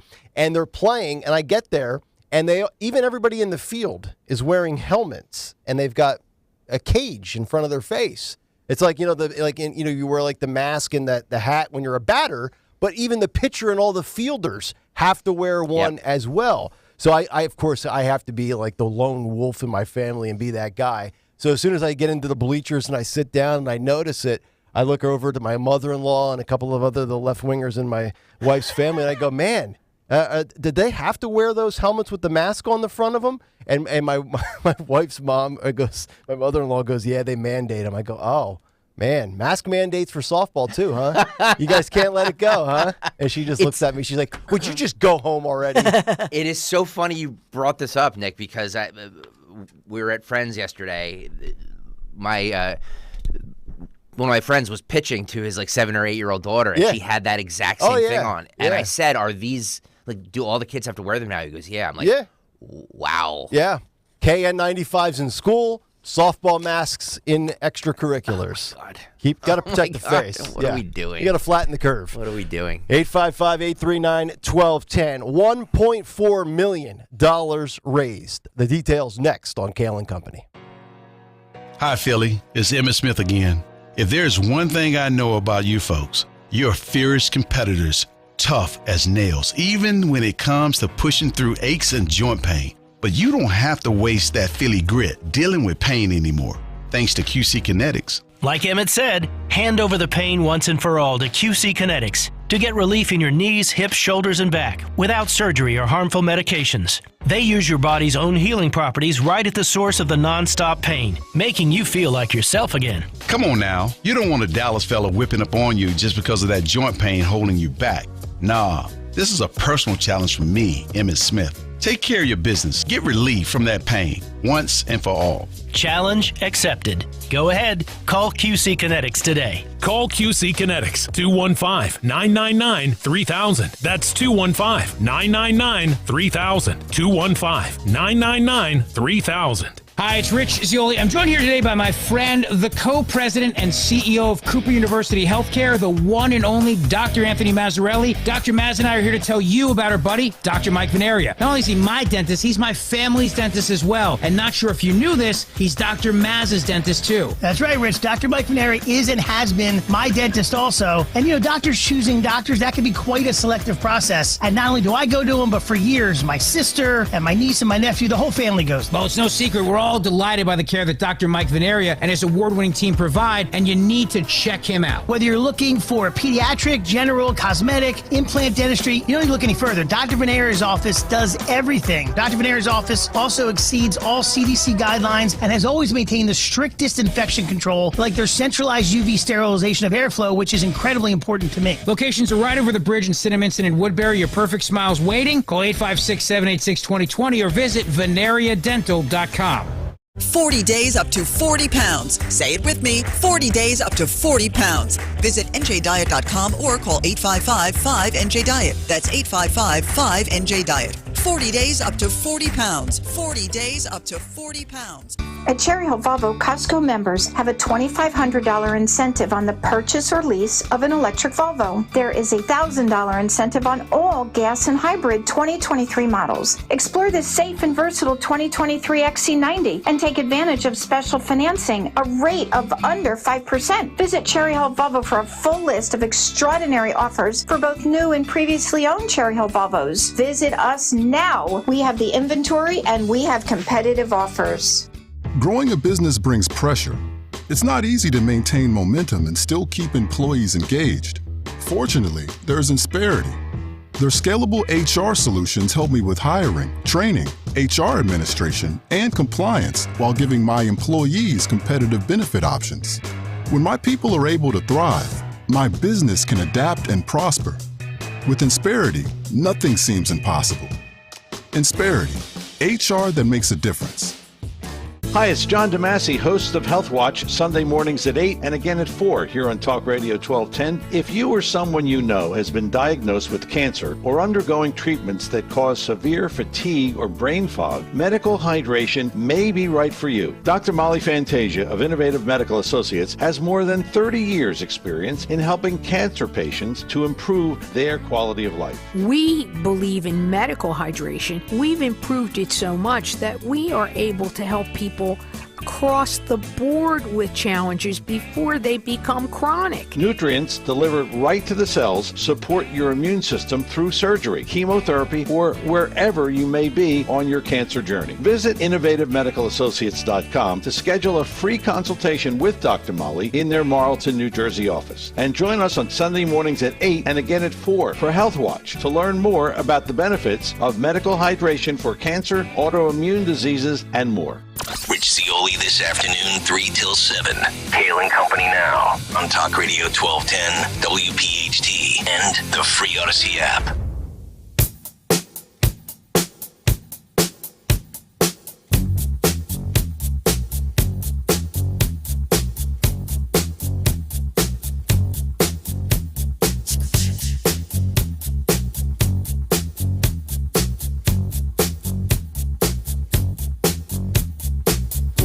Kale and Company, 721, Monday morning, here on Talk Radio 1210 WPHT. You can stream us for free on the Odyssey app. Watch us live. If you want to view the show, you can do so, youtube.com/@1210 WPHT. What's on the cut sheet coming up at 7:45. It could very well go into at least midway through Wednesday's show. You just never know coming off of a weekend, because Stalker says it could be the best one ever. It is. It could be. I mean, it has the email. It has the potential to be it. All right. You know, whether I deliver, whether you deliver. Yep. Is well, Dawn always delivers. Exactly. But whether we deliver, that's another story. But it has the potential to be one. All right. That's coming up in just over 20 minutes' time. But how great is this when it comes to Daniel Penny and his defense fund? And for those that might not be aware of what we are talking about, Daniel Penny, the 24-year-old former Marine who placed Jordan Neely in a fatal chokehold on a Manhattan subway back on May 1st, and this ultimately resulted in Neely's death, was arraigned on Friday for second-degree manslaughter charges and released on $100,000 bail. And as you might not know, Jordan Neely, because the media and the mainstream press will not talk about it, but Jordan Neely was arrested over 40 times, had assaulted a 67-year-old lady, a 64-year-old man, and has countless arrests for many, many violent acts. But over the weekend, thousands of donors were able to raise enough aid for Daniel Penny to really have a good legal fund here, as his fund for his legal defense surpassed $1 million after a tsunami of support came in that was so massive it swamped the website, and it actually disabled and crashed the website for over an hour. Quote, "There was a big surge in traffic and our servers were temporarily overwhelmed," said Jacob Wells, the co-founder of the giving platform called Give, Send, Go. He told the New York Post. There was more than 23,000 donors who mostly remained anonymous that flocked to the Give, Send, Go campaign website created by his attorneys to show their support. So by Saturday night, the Daniel Penny Legal Defense Fund had raised a total of $1.4 million, with donations averaging $821 a minute at one point. The surge of gifts swelled to over more than $1,100 per minute before the site locked up and briefly crashed earlier in the day. Quote, one donor said the man is a hero. He took down a deranged lunatic. Another individual says, quote, I wish this Marine was on the train with me every time. Thank you, thank you, thank you. And then another individual attacking this hero is a travesty of justice. New York and the United States should be ashamed, says Alfred Sletton, who contributed $10 to the cause. Be very interesting to see what the minimum donation is and what the maximum was. But this guy has raised over $1.4 million because, as you know, when you're fighting for your freedom and you're fighting for your life and you need some good legal defense, it doesn't come cheap. You're not going to get this for $50. It's incredible. It's incredible that he has raised this much money. And to your point, yes, he should use this all for lawyers because this guy has a tough road ahead of him. You know, and I got to say this, too, thinking about and I don't know if it's conservatives rallying to the cause here or if it's just common sense Americans that have viewed the video and said, no, this guy didn't commit manslaughter. This wasn't a negligent homicide. But it might, from when you see the rallying behind Daniel Penny here and you see the Bud Light boycott, this to me kind of feels like, you know, it's not coming from our elected Republican leaders itself, but the people itself that are just saying, you know what, enough. And, you know, we're not going to deal with the Bud Light and the whole Dylan Mulvaney thing being jammed down our throats. And, you know, this whole thing of the victim being Jordan Neely. You know, we read you the email from one of our listeners, Jeremy, in the Big Take this morning, who's a former Marine and said, like, you know, this is what Marines are trained to do, right? Yes. To diffuse and de-escalate situations and eliminate threats. Absolutely. And you know, we say this all the time. When it's a lawless city and criminals don't get prosecuted and nothing happens to them, unfortunately, people have to take these situations into their own hands. Dan Weston on YouTube. By the way, we're streaming live on YouTube, youtube.com/@1210WPHT. Hit the like button, hit the subscribe button. If you're watching now, hit the like button. Dan Weston says, we the people must train the criminals to fear us. We must always help those who help with that great cause. Yeah. And I think, you know, at the very least, you know, we're coming up on elections. We will certainly delve into what's coming up tomorrow here in the city of Philadelphia. Sam Orapez is going to be in here with us in studio at 9:10, running for city council at large as a Republican. You know, forget training citizens. It's just putting the fear of God into the criminal in the city with district attorneys, mayors, and police departments that are going to be ultra aggressive in cracking down on crime. People aren't stupid. Criminals aren't stupid. They know what's going on. They know now more than ever they have more chances to get away with X, Y, and Z and lenient sentences and no cash bail and, you know, progressive district attorneys that, you know, dismiss half of the cases they get on their desk. And, you know, I'll still go back to what I think could very well impact this from a legal standpoint. Obviously, race from the media is a big factor. Yeah. But that reasonable test, to me, really is the one that stands out. And it's going to come down to those jurors, those 9 individuals or however many are on the jury, when they get asked the question. And it's a fascinating question to ask both as the defense attorney, as you're defending Daniel Penny, or as the prosecutor, as you're trying to lock up Daniel Penny. Is it reasonable to assume that the average everyday New Yorker would have done the same thing in the same situation with the same circumstances? And if you're Daniel Penny's defense attorney and his legal team, all you got to get is one person to say, you know what? I think it's reasonable to assume that the average person, or even myself, would have done the exact same thing. You get that one guy, and Daniel Penny's going home a free man. Exactly. So we'll see how that plays out. 855-839-1210 is the phone number. All right, coming up next as we work our way into what's on the cut sheet, The CB West and Central Bucks, I always think of I'm so infatuated with CB West from the 90s when they were a high school football power. I forget it's actually an entire school district. It is. Because I just remember that program being like a bunch of grown men at 16 years old with mustache. Ringers, yeah, a bunch of ringers. Biceps. Absolutely. But the Central Bucks School District has banned 2 more books, and some of the administrators in the school are for it, and others are against it. I never thought CBSD would be as polarizing as it is, but it's a remarkable story, and it always has legs to it. We'll get to that when we come back. Nick, Greg, and Dawn, Kale and Company, live here on a Monday morning on Talk Radio 1210 WPHT. Philly's own John Yoo, the Emmanuel S. Heller Professor of Law. Correct me if I'm wrong here, but no one has ever used the legal reasoning that Alvin Bragg is using here to justify this as a felony, which makes it novel. I mean, that's correct, right? Yeah. You could say, instead of novel, you could just say made up. You could say, right? You could say that the Earth revolves around the moon is a novel physics theory, too. Rich Cioli, weekday afternoons, 3 to 7.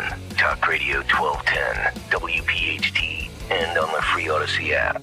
The following conversation brought to you by Omega. 800-300-9ERC. That's 800-300-9372. OmegaTaxCredits.com. I thought I couldn't get the ERC if I got the PPP loan. Nope. If you're a business owner with 5 to 500 employees, you might be eligible. I thought it was really difficult to apply for the ERC. Not if you use Omega. See, Omega is an accounting firm that has been around for over 15 years. They are a true accounting firm that will have a fiduciary relationship with you and your business, and they don't get paid until you get paid. But I'm sure it takes forever to find out if you're eligible. Again, no. If you call 800-300-9ERC, you could learn if you're a good candidate in less than 10 minutes. I make a call that takes less than 10 minutes, and I can find out if my company is pre-qualified to receive a tax credit up to $26,000 per employee. During the qualifying time frame, yes. I'm checking out OmegaTaxCredits.com right now. This conversation was voiced by actors that belong to a company that has already filed for their ERC.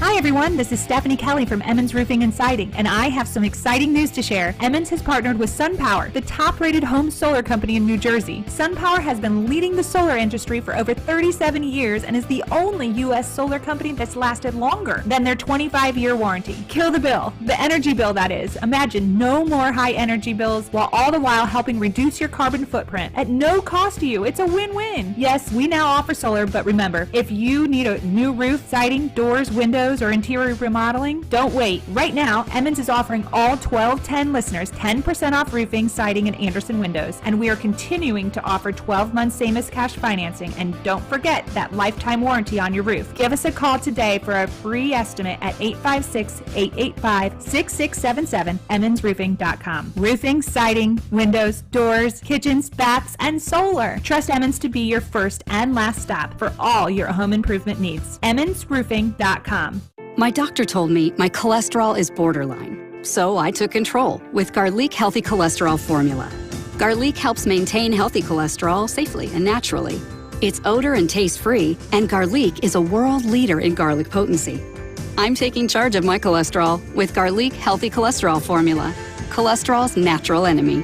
These statements have not been evaluated by the FDA. This product is not intended to diagnose, treat, cure, or prevent any disease. The term natural references only the garlic in the product. Use as directed. Live life to the fullest. Yeah, you hear that all the time, but it's easier said than done when you're in pain. Hey, Dawn Stensland here. QC Kinetics really does give people all over our region back their quality of life by providing much-needed relief for chronic joint pain. Doing it in the most non-invasive way possible using regenerative treatments from your body's own natural biologics. QC Kinetics concentrates these impactful treatments right at the source of your pain, directly applying healing properties where you need them the most. No surgery, no downtime, no steroids or harmful drugs, and patients are raving about the results. What does living life to the fullest look like for you? Finally being able to play golf, walk your dog, enjoy time with your family, or just do your job without pain, whatever it is. Don't wait one more day. Call QC Kinetics for your complimentary consultation with locations around the Philadelphia region. 215-999-3000, 215-999-3000. Tell them Dawn sent you.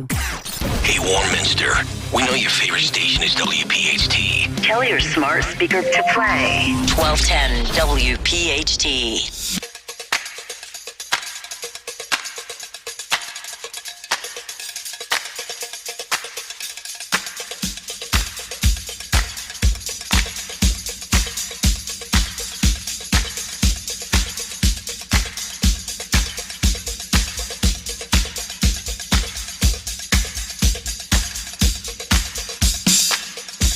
Busy morning here on Kale and Company as we continue. Great to have you all in. Talk Radio 1210 WPHT. You can always stream us on the Odyssey app. Watch us on YouTube. What's on the cut sheet coming up in just about 10 minutes. Coming up at 9:10 this morning, we will have Republican City Council at-large candidate Sam Oropeza, along with his buddy, the great retired Sergeant Mark Fusetti, in studio with us. Also going to ask Mark, as somebody with law enforcement training, about how he would have handled that situation with our Marine in New York with Daniel Neely and Jordan Peely. Get his thoughts on that. Sam coming down the stretch here. What did I say, Peely? Yeah. He's a movie director, Jordan Peely, isn't he? Jordan Peele. Jordan Peele. Yeah. Got my peels and my peelies mixed up here. And pennies. And pennies. Wow. Talk about a tongue twister. All right, a couple of things to get to before we get to the cut sheet. Central Bucks School District banning some more books. We're going to get to that story in a moment. But I just want to pass this along. I was just checking my news feed during the commercial break, and there's a story coming out from China about an American citizen who was living as a permanent resident in Hong Kong who was arrested by Chinese officials and charged with spying, has been sentenced to life in prison. This is from 6ABC right here in Philadelphia. An American citizen charged with spying in China has been sentenced to life in prison after it was revealed that he had been held for over 2 years. Suzhou Intermediate Court announced the sentencing against 78-year-old Liang Chengyang, also known as John Xing Wang Liang, in a press release on Monday. Liang was also held permanent residency in Hong Kong. He was found guilty of espionage, sentenced to life imprisonment, deprived of political rights for life, and confiscated personal property. Liang has been arrested and held since April 15th of 2021 by the Chinese State Security Bureau, which is an investigation agency similar to the FBI or the CIA in the United States, the court said. So let's think about this for a second. You're an American citizen, you're 78, you're living in Hong Kong as a permanent resident, and you get found guilty of spying and espionage, and China says, you know what, you're going away all day. You're done for the rest of your life. Meanwhile, here in the United States of America, we allow you to spy for days on end, grab yourself a spy balloon, float it across our country, have Chinese police stations in big blue cities in the United States, and the United States says, if we get wind of it 4 or 5 days later, we might take action. China's like, you know what, now you're getting locked away for the rest of your life. All your rights are gone, and you will sit in the can until you die. That's the difference between China and America right now. Yep, zero tolerance. Zero tolerance. I'm sure their borders are all open, too, with floods of people coming across. Exactly. And then we get to the local story that I wanted to hit on. And I've got 2 takeaways from this, but I just want to give you a little bit of the backdrop of this story. This is from the Inquirer. Central Bucks School District bans 2 LGBTQ books in their school district. The Central Bucks School District has decided to remove Gender Queer and This Book is Gay from library shelves. I thought we weren't allowed to say that. I know. I remember back in the day as like a little punk kid, I'd be like, man, that was gay. And people would just laugh and nobody was offended by it. And so they get rid of the book called Gender Queer and This Book is Gay from library shelves following reviews that were initiated by the district administrators to, quote, guard against the sexualization of children, which I like. I applaud. 3 other books, Lawn Boy, Beyond Magenta, and Me and Earl and the Dying Girl have also been reviewed and will remain in libraries. What is Me and Earl and the Dying Girl? And by the way, it should never be Me and Earl. It should be Earl and I. I know. And no, I did not write that book. Despite the grammar. I think they banned it just due to poor grammar. The foreword by Nick Kale. I wrote the foreword for it. A district spokesperson did not respond to a request for comment on Friday. The book removals are the first since Central Bucks passed a policy last year targeting, quote, sexualized content, sparking outcry from advocacy groups and community members who argued it would pave the way for banning books. Quote, I don't think this ought to come as a surprise, said Catherine Semish, a retired English teacher in the district and co-founder of Advocates for Inclusive Education, a group that is opposed to school board's policies regarding library books and prohibiting staff advocacy in classrooms. Quote, this was the intent of the library policy, to make it easier to remove those books, she goes on to say. Quote, to pretend that we don't know that graphic, illustrated, highly descriptive, sexualized content is in some books would be akin to looking the other way, said the superintendent, Abram Lukabaugh, who made that quote. Now, apparently they have more than 60 other additional books that are currently being challenged. My two takeaways from this, number one, big picture, I agree with getting rid of those books, and there's two reasons for it. One, I think kids will sexualize themselves naturally just by going through the process we call puberty and curiosity. So you take puberty and curiosity at whatever age you go through puberty now, 10, 11, 12, 13, whatever. Boys start to grow a mustache at 13. Hair starts to sprout all over your body, male or female. I think that comes naturally. And then number two, I don't need my children being educated and sexualized by these teachers. It's going to happen naturally, like I said, through puberty and curiosity, because let's face it, we were all, if you're a guy, we were all a boy at 13 or 14 years old, and, there was a magazine that you're not supposed to look at, and you were curious, right? So that's number one. And then number two, I don't need it pushed by the teachers. Like I've been very consistent with this. The sex ed stuff in high school, totally cool with that. Totally fine with that. Sex ed for junior high school, okay. I'm not against that.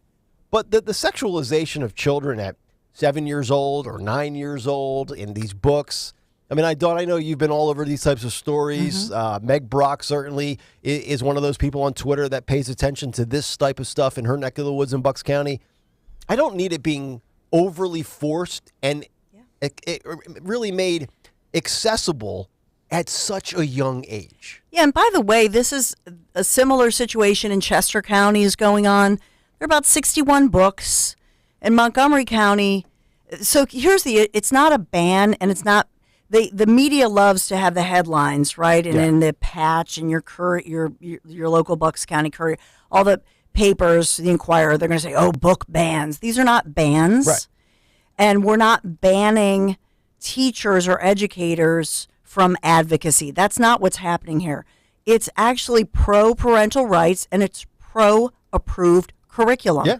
That's what it is. So the way that it's being reported, and I go to the media bias, right, and the way that it's being reported here is that you have about 61 books. Some of these are available to middle school and grade school children, and they're graphic. And so ultimately they looked at this stuff and they said, this is graphic stuff. By the way, if you're an advocacy group, so-called, then offer the books for free. You can send them to people per their request. Books are pretty easy to get, and they're pretty cheap when they're the paperback version. Sure, yeah. So that's really not what we're talking about. Right. It's not as if it's not like back in the 1600s when the only place you can get a book is a hard copy in the library. Yeah, you can get a paperback for less than $20. Oh yeah, you can get it for $6. Yeah, they're very cheap. Right. So that's not the issue, but they make it seem as if this is the only place for these children who need advocacy. So it's bull, and it's all partisan politics. Yeah. The reason they're doing this is that they don't want graphic stuff in a library, and it doesn't just end up in the library. We've had parents sending us screenshots. The teachers who claim they've been banned from advocacy, they're not being banned from advocacy, but they'll put them on one of those rollaway type carts, and they'll put them in a classroom. Yeah. And these are graphic books. And so the kids are like, hee, and they take pictures of them, screenshots. Hey, Mom, look at this one. And the parents then send us the screenshots. So there have been books that are highly inappropriate for grade school or middle school level especially, and they're on a little rollaway cart that's being carted through like a chemistry class or a math class. It's bizarre. And the other thing that bothers me with it, too, especially in the school districts or the schools or the regions of the country that are failing students. Like we gave you that story from the Wall Street Journal. Kids are way behind in civics and history and English and math, a 1.5 to 2 years behind where they should be. Like, you can't even get my child up to date on what truly matters.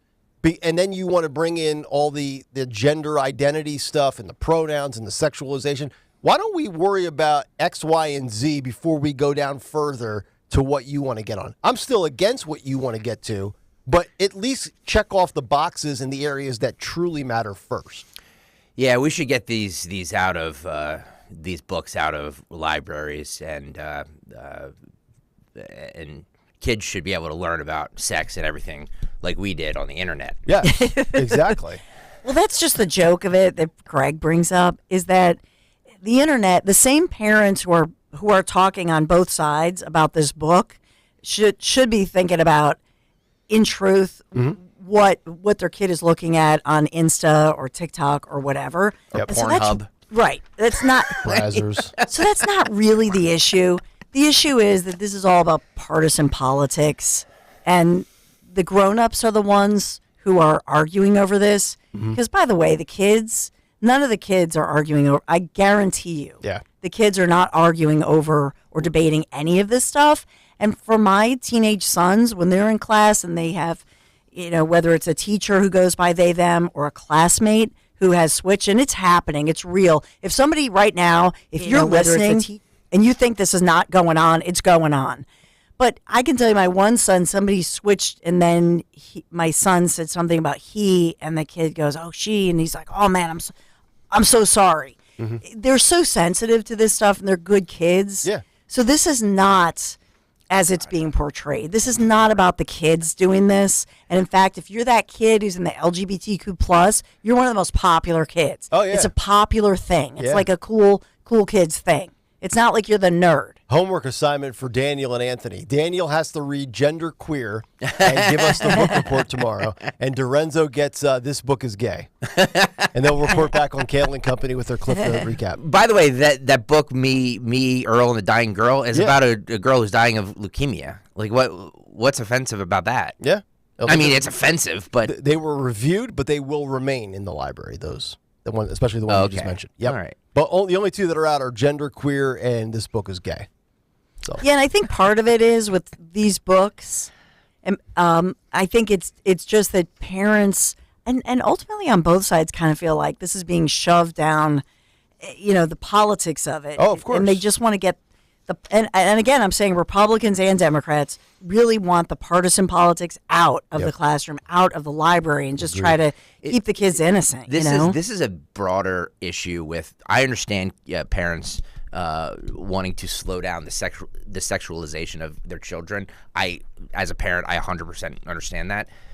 But it's your books and everything. I understand the need to want to do this, but with the advent of the internet and everything literally at your fingertips, it's inevitable that these kids are going to see this stuff before you want them to. No question. It's just going to happen. But Greg, what I'm telling you is, and parents are telling me this, that some teachers, a teeny weeny percentage, will put them on a rolling cart because it's a quote unquote library book, and they're in. It's weird. It's like they're pushing some weird agenda. But it's bizarre. Has school changed that much? I don't remember it being like, "Ooh, let's all hang out at the library and see what's in the library." Was a chance to sleep or do nothing, or look for R.L. Stein's Goosebumps. I don't remember it being a time where you're like, okay, let's peruse through the nonfiction section and see what they have. I just don't remember that being a thing. Yeah. Well, that's why I'm saying the books that we're talking about somehow find their way on a rolling cart that is, and I've had parents sending me the pictures of them across Montgomery County, Bucks County, and Chester. So I'm telling you this, if it's a library book, it can end up on one of these roll-away little carts that can be rolled through, and teachers who want to put library books on a cart and bring it to math class and say, hey, kids, look at these books if you want to peruse these library books while you're in math class. I used to love shoving those little carts down the hallway in the school. Yeah. When they were parked out front of my classroom. So it's like this bizarre thing that's happening. And again, it's a small percentage of teachers, but it's weird. Yep. And I think they're just trying to shut that down and say, hey, teachers, you know what? you're not advocacy group. You're not an advocate for anything else other than what you teach, the approved curriculum. That's correct. Stick with the plan. Yep. Stick with your curriculum. If you're the math teacher, teach math. Yep. And by the way, our scores, even though Bucks County that we're talking about and Berks tend to be higher rated school districts than, for example, Philadelphia, they're still all way behind. Mm-hmm. All right, 7:49. It's a Monday morning. It's time for what could be the greatest cut sheet of all time. What's on the cut sheet? What's on the cut sheet on this Monday is brought to you by our good friends at Cherry Hill Volvo, where Costco members save like $2,500 on the XC40 or $1,000 on other models. These can be combined with other offers. See store for details. Check them out on Route 70 in Cherry Hill Volvo, where relationships matter. Thank you, Cherry Hill Volvo, for sponsoring the Monday edition of What's on the Cut Sheet. I saw this over the weekend, and we talk all the time, Nick, on this show about comedy and how about comedians can't say anything without being canceled or harassed, or you can't say that anymore, being boycotted. Comedian Chrissy Mayer was she's a New York stand-up comedian. She was in Dallas doing a stand-up show. She triggered a couple Dallas audience members when she made a joke about transgender influencer Dylan Mulvaney. Probably Cowboy fans. What's so egregious about this, and it's been edited together. It's a little hard to hear because it's a video. If you're watching right now on YouTube, by the way, youtube.com/@1210WPHT, you can watch the video along as I play the audio. It's kind of spliced together, but these three women, I guess you can call them that, stand up and walk out and basically say "F you, transphobe" to the comedian who's just up there telling jokes. Now, it's a little raunchy, so I had to beep out a lot of the stuff. It's definitely not politically correct, so if you have kids in the car or you're easily offended, come back to us in 5 minutes. This is comedian Chrissy Mayer at a Dallas nightclub doing a joke about Dylan Mulvaney and the transgender community. 365 days. What? Like, why has it been a year of girlhood and still no? Basically saying, why has Dylan been a girl for a year and still no T word for breasts? Right. Yes. That's day one, okay? If I'm transitioning to a dude, day one I'm getting a and I'm getting the biggest one you can find. Like, go into the back room, get me something black, okay? I have something to prove here. Why no for Dylan? I don't understand. Because he's a man. Yeah, he can go tomorrow. He's a woman. We have one of those. So there's a group of women. You can see the video on YouTube. There's a group of women who are like, "She's a woman, okay? Comedian, stop." Yeah. Biology and science be damned. You can be what you want to be, and Dylan's leading that charge. Oh my God, I can't believe we're at this place. So did Dylan celebrate Mother's Day yesterday? That's a great question. Well, she's not a mother. Well, he's not a mother. DM's not a mother. She hopes to be a mom in the future. Okay. Yeah. But the comedian's point is that a guy wouldn't give it up, wouldn't shop it off. Like she's saying, because I had to bleep it out so it's hard to hear, she's saying that if she transitioned to a dude, the first thing she would get is a male. Right. If I become a dude, I want a garden hose down there. I call it the remote control. Yeah, you know how men will not give up the remote? Dylan still wants the remote. Yeah. All right, we continue. Yes. No, it's all good. We can all have different beliefs. It's okay. Some of us can believe in reality and some of us can't. This is America. We should have different beliefs. It's all good. By the way, I love the fact that you can go into a comedy club and, like, you know, try and spout your beliefs, and the comedians are just right there with the rapid fire and giving it right back to them. Yeah. Like don't mess with me in my house. It's like you once again, when you go to comedy shows, you cannot be offended. You need to know in advance there could be something that you don't agree with. Just laugh and have a cocktail and just shut up. And by the way, it's not like this is coming from a man. This is a woman saying this, okay? Like, relax. And she's a comedian. I know. It's all good.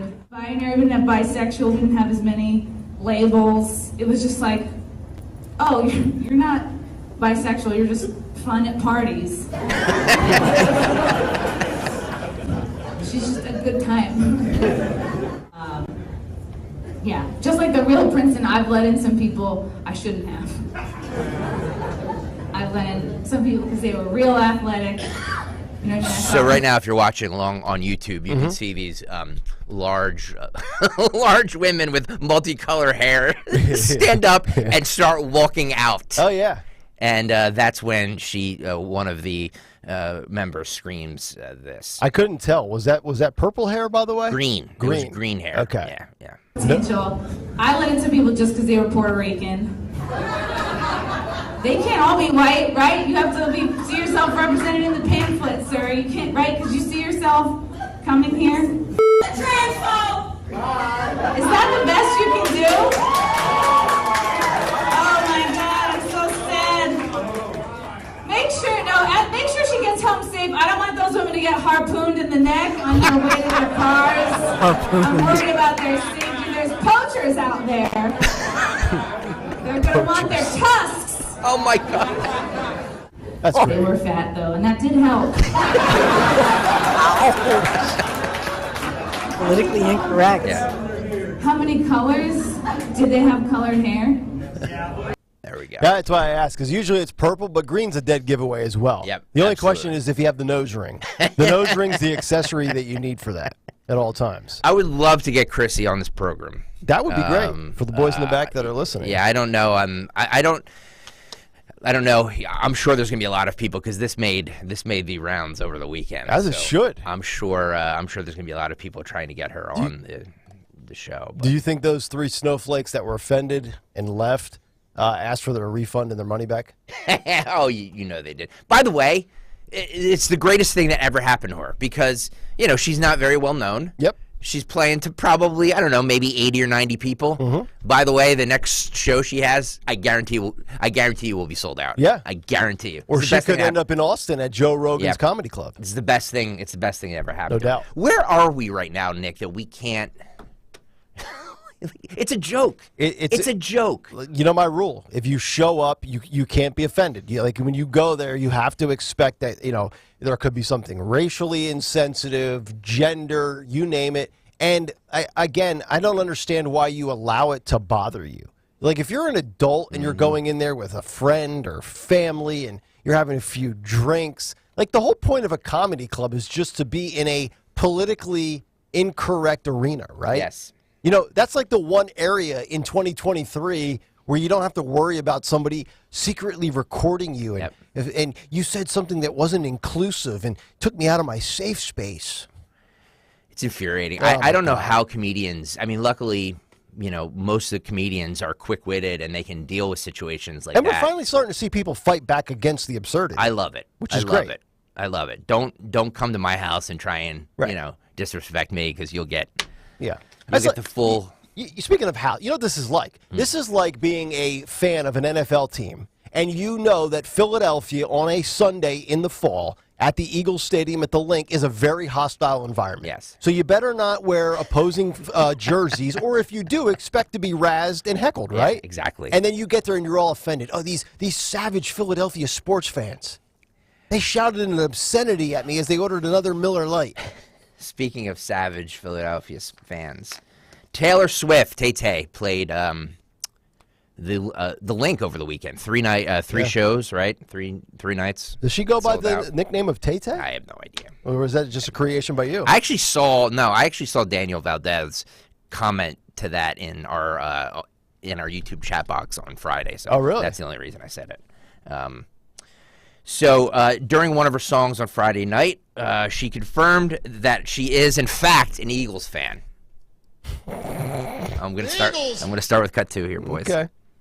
With this one in Philly because there was sort of an I don't know how large the debate was, but I did see the debate about I have a lyric that says, with my Eagles t-shirt.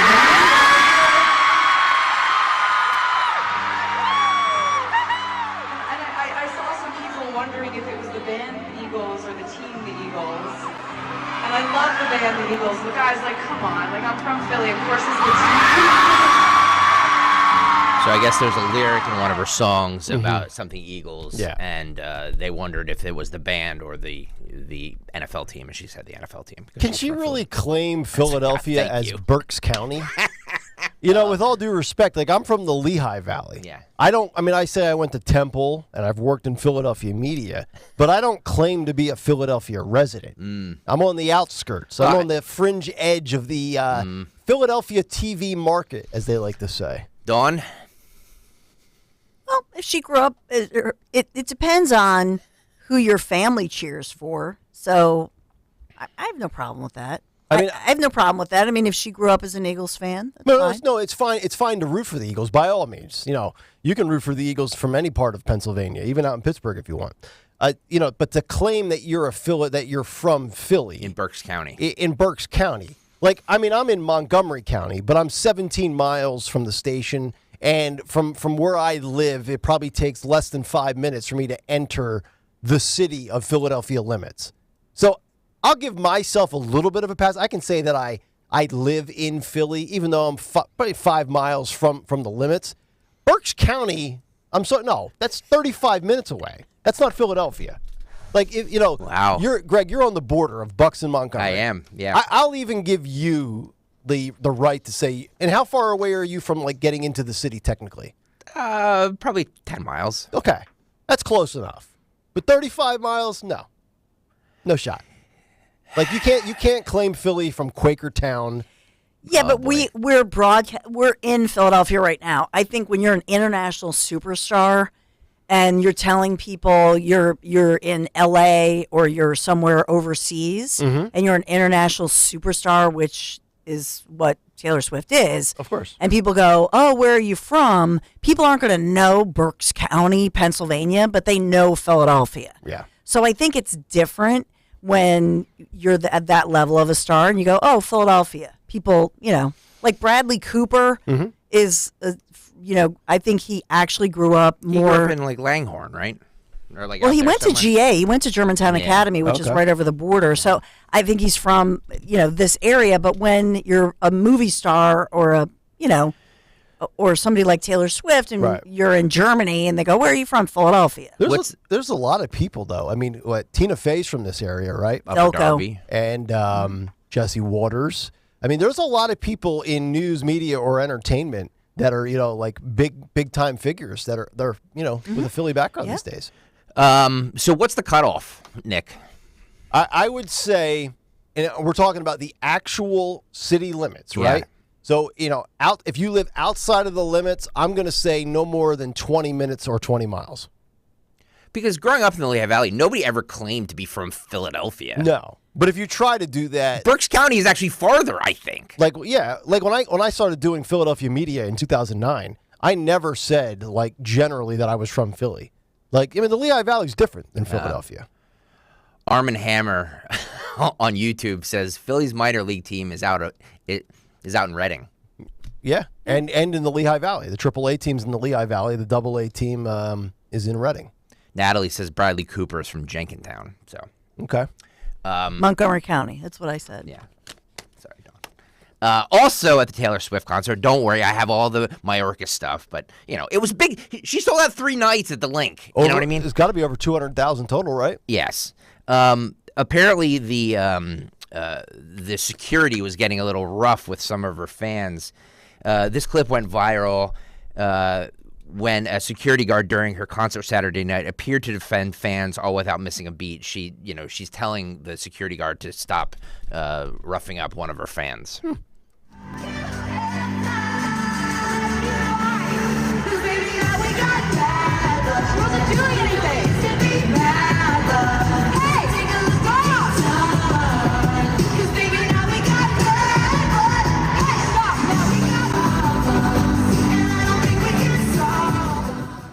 So Taylor Swift's also a defund the police activist. No, it's a security guard who violated that fan's rights. By the way, how old was the woman that the security guard was trying to rough up? I'm just wondering. I could not tell. Was it a 14-year-old girl? Uh-huh. I don't know. Yeah, it looked like a teenager. Did it? Okay. I think so. I don't know. Well, speaking of cutoffs and limits, if you're not at the Taylor Swift concert with a wife, a girlfriend, a significant other, or your daughter, is there an age limit cutoff for a dude to be there in general? That's a great question. I mean, you can't go there with I don't know, can 2 or 3 random guys go together as buddies and hoping to pick up chicks? No, I think it was more, there were some dads there with daughters. Right. But if you've got no female companion, do guys go to these concerts in hopes of scoring ladies? I don't know. I've been out of that market for a long time, and Taylor Swift's entirely too young for me to entertain anyway. Yeah, no, I think if you're not there with your wife or daughter, you need to check your man card. Yeah, I would agree. Taylor Swift's 33 years old. Is she really? Yep. Wow, I would have thought late 20s. Nope, 33. I remember when I got married back in the beginning of the Revolutionary War. She was a big deal like 15 years ago when she really broke out in fame. I figured she had to be 50, like one of those, I hate to say this phrase, like what they used to call them, teeny boppers. Yeah. Yeah, like 15-year-old pop sensations. I think people would say that her music has changed.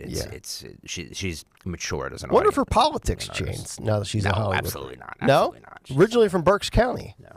I would like to know if anybody's listening or anybody's watching on YouTube or commenting on Twitter. I would like to know any males that are just without their daughters or their wives if they are Taylor Swift fans. I did not know 33, though. That's a good pull by you, Don. Jordan Neely's family lawyer spoke to reporters on Friday. Okay. Interesting here. Jordan Neely, obviously the man who died in a chokehold by that ex-Marine. So his family, Jordan Neely's family, hired a lawyer, and he spoke to reporters on Friday saying this. No one on that train asked Jordan, what's wrong? How can I help you? He was choked to death instead. So for everybody saying, I've been on the train and I've been afraid before, and I can't tell you what I would have done in that situation, I'm going to tell you. Ask how you can help. Please. Don't attack. Don't choke. Don't kill. Don't take someone's life. Don't take someone's loved one from them because they're in a bad place. No one on that train said, you started out by saying, I'm hungry. I need food. I'm done with it. I don't know where to get food. I don't care if I die. I don't care if I go to jail. I'm just done. No one said, here you are, sir. Let me meet your need or help you in a situation or give a word of encouragement. That's not what happened on that train. So let me ask a random family member who apparently has all the answers. What have you personally done for Jordan Neely with over 40-plus arrests? Because the criminal justice system was not going to keep him off the streets. So did you ever intervene and get him maybe perhaps the mental health treatment that he needed? And, oh, by the way, he threw his jacket down. He's ready to go. He says, I don't care if I'm going to go to jail. Yeah, I'm going to interrogate him with 20 questions before I start to put him in a chokehold. Sir, are you a legit threat? I'm going to go through so now you got to carry a checklist of de-escalating questions before you eliminate a physical threat and this wasn't like some random one-time person with no prior history. This is a repeat violent criminal. He has hit women in the face that are 67 years old. He has assaulted he's got a history of assaulting senior citizens. And women. In particular. Yeah. And to your point, I mean, that's what we started asking last week, when all these alleged family members started coming forth, all dressed up for the cameras, holding news conferences. Well, where were you? Where were you? Yeah. And so they were nowhere to be found when this guy is a homeless guy and a criminal record and the whole 9 yards. And by the way, why is somebody with a mental health history and this level of violence, particularly against women and seniors, why is this person out on the streets? Yeah, it's a great question. Wouldn't Alvin Bragg have saved this guy's life potentially if he had given him the help he needs? Give him the hotel room that, you talked about in the 6 a.m. hour that they're giving illegal folks who just arrived in the city of New York. Instead of throwing umpteen lifelines to the repeat offending criminal, how about you do one thing that will actually help two sets of people out here? Get this person off the street. If you're not going to jail them, get them the mental health treatment that they need. So, number one, they can maybe rehabilitate themselves. And number two, you protect the lives of innocent, law-abiding citizens. What a crazy concept. Well, that's just it. We're being logical, and none of this is about logics. This is about politics, partisan politics, but it's also about the fact that if this Marine, if he were a person of color, this would not be a story. Would not even be noticed. No. But it fits Alvin Bragg's narrative of ruh-roh, here's a white guy attacking a black guy. That's not what this is, but that's Alvin Bragg. This would have been mentioned on the 10 o'clock news in New York if it was a black-on-black situation, and you never would have heard of it again after the first time they reported it. Yeah, and by the way, one of the three people who held this homeless repeat violent offender down, one of them is an African-American gentleman. So why is that? Why aren't the other two people who helped, who were complicit in this alleged manslaughter case, why are the other two not charged and arrested? It's no coincidence that the family all of a sudden now is they want money. Is in the spotlight because there's a huge payday that's coming their way. Huge payday. Yep. Peter S on YouTube said, so this guy's family comes out of nowhere after he is dead. Where were they to feed him and house him? Yeah. Exactly. Also, Gene on YouTube says, my coworker is a 40-year-old Italian chemist named Luca. He absolutely loves Taylor Swift. Okay. So there we go. Lisa M on Twitter says, Howard Eskin was there alone. So the king, Howard Eskin was there. I love it. By himself, which is hysterical. The real Ron Swanson said, from Philly, has to be at least in the 12:10 a.m. broadcast radius, not HD. However, everything east of the Susquehanna is Eagles country. Okay. So Lebo checks in on Twitter. He says, nobody, the lawyer, the family, or the left cared at all about Neely until he became a cash cow. The left media will ride this green horse to the end. Yeah, exactly. Yep. Are you guys familiar with the Hollywood actress Marcia Gay Harden? Yes. No, is she date Kendrick Lamar? She was in the TV show Code Black. I don't know if you ever saw that, No. Nick. She was in The Morning Show, Mystic River, Meet Joe Black, 50 Shades of Grey. She's been in a lot of stuff. I've seen Meet Joe Black. You would know her if she has a very familiar. Yeah, okay. She has a very familiar face. She took to the TikToks over the weekend, and said this about her children, which brings up a more elaborate conversation. This is a short clip, but I just want to get your reaction on this. What drives me is my children are all queer. My eldest child is non-binary. My son is gay. My youngest is fluid. And, they're my kids, and they teach me every day. Absolutely. I should have known when you said she took to TikTok that this would have to be the content that we're talking about. I think the only thing TikTok serves is to talk about your identity, your pronouns, and whether or not you're fluid. Which, by the way, also, speaking of fluids, when the cut sheet comes to an end, I'll be using the facilities. But that's a Nick problem. So her kids run the spectrum under the gender, sexual orientation. So my eldest child is non-binary. All right, because I got to write all these down. My son is gay, and my youngest is fluid. Gay and fluid.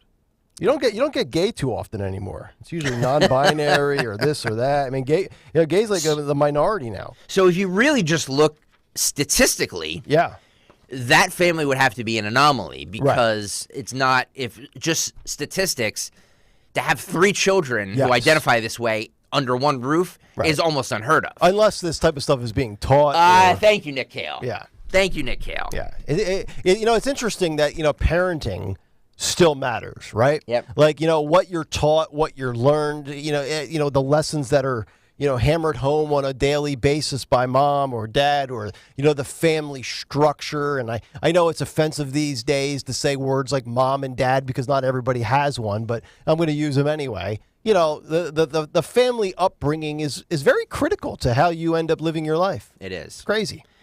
So you could look at it this way, that in Hollywood, you can find a house with 3 children in it. I assume there's 3 children. Maybe there's more. I don't know.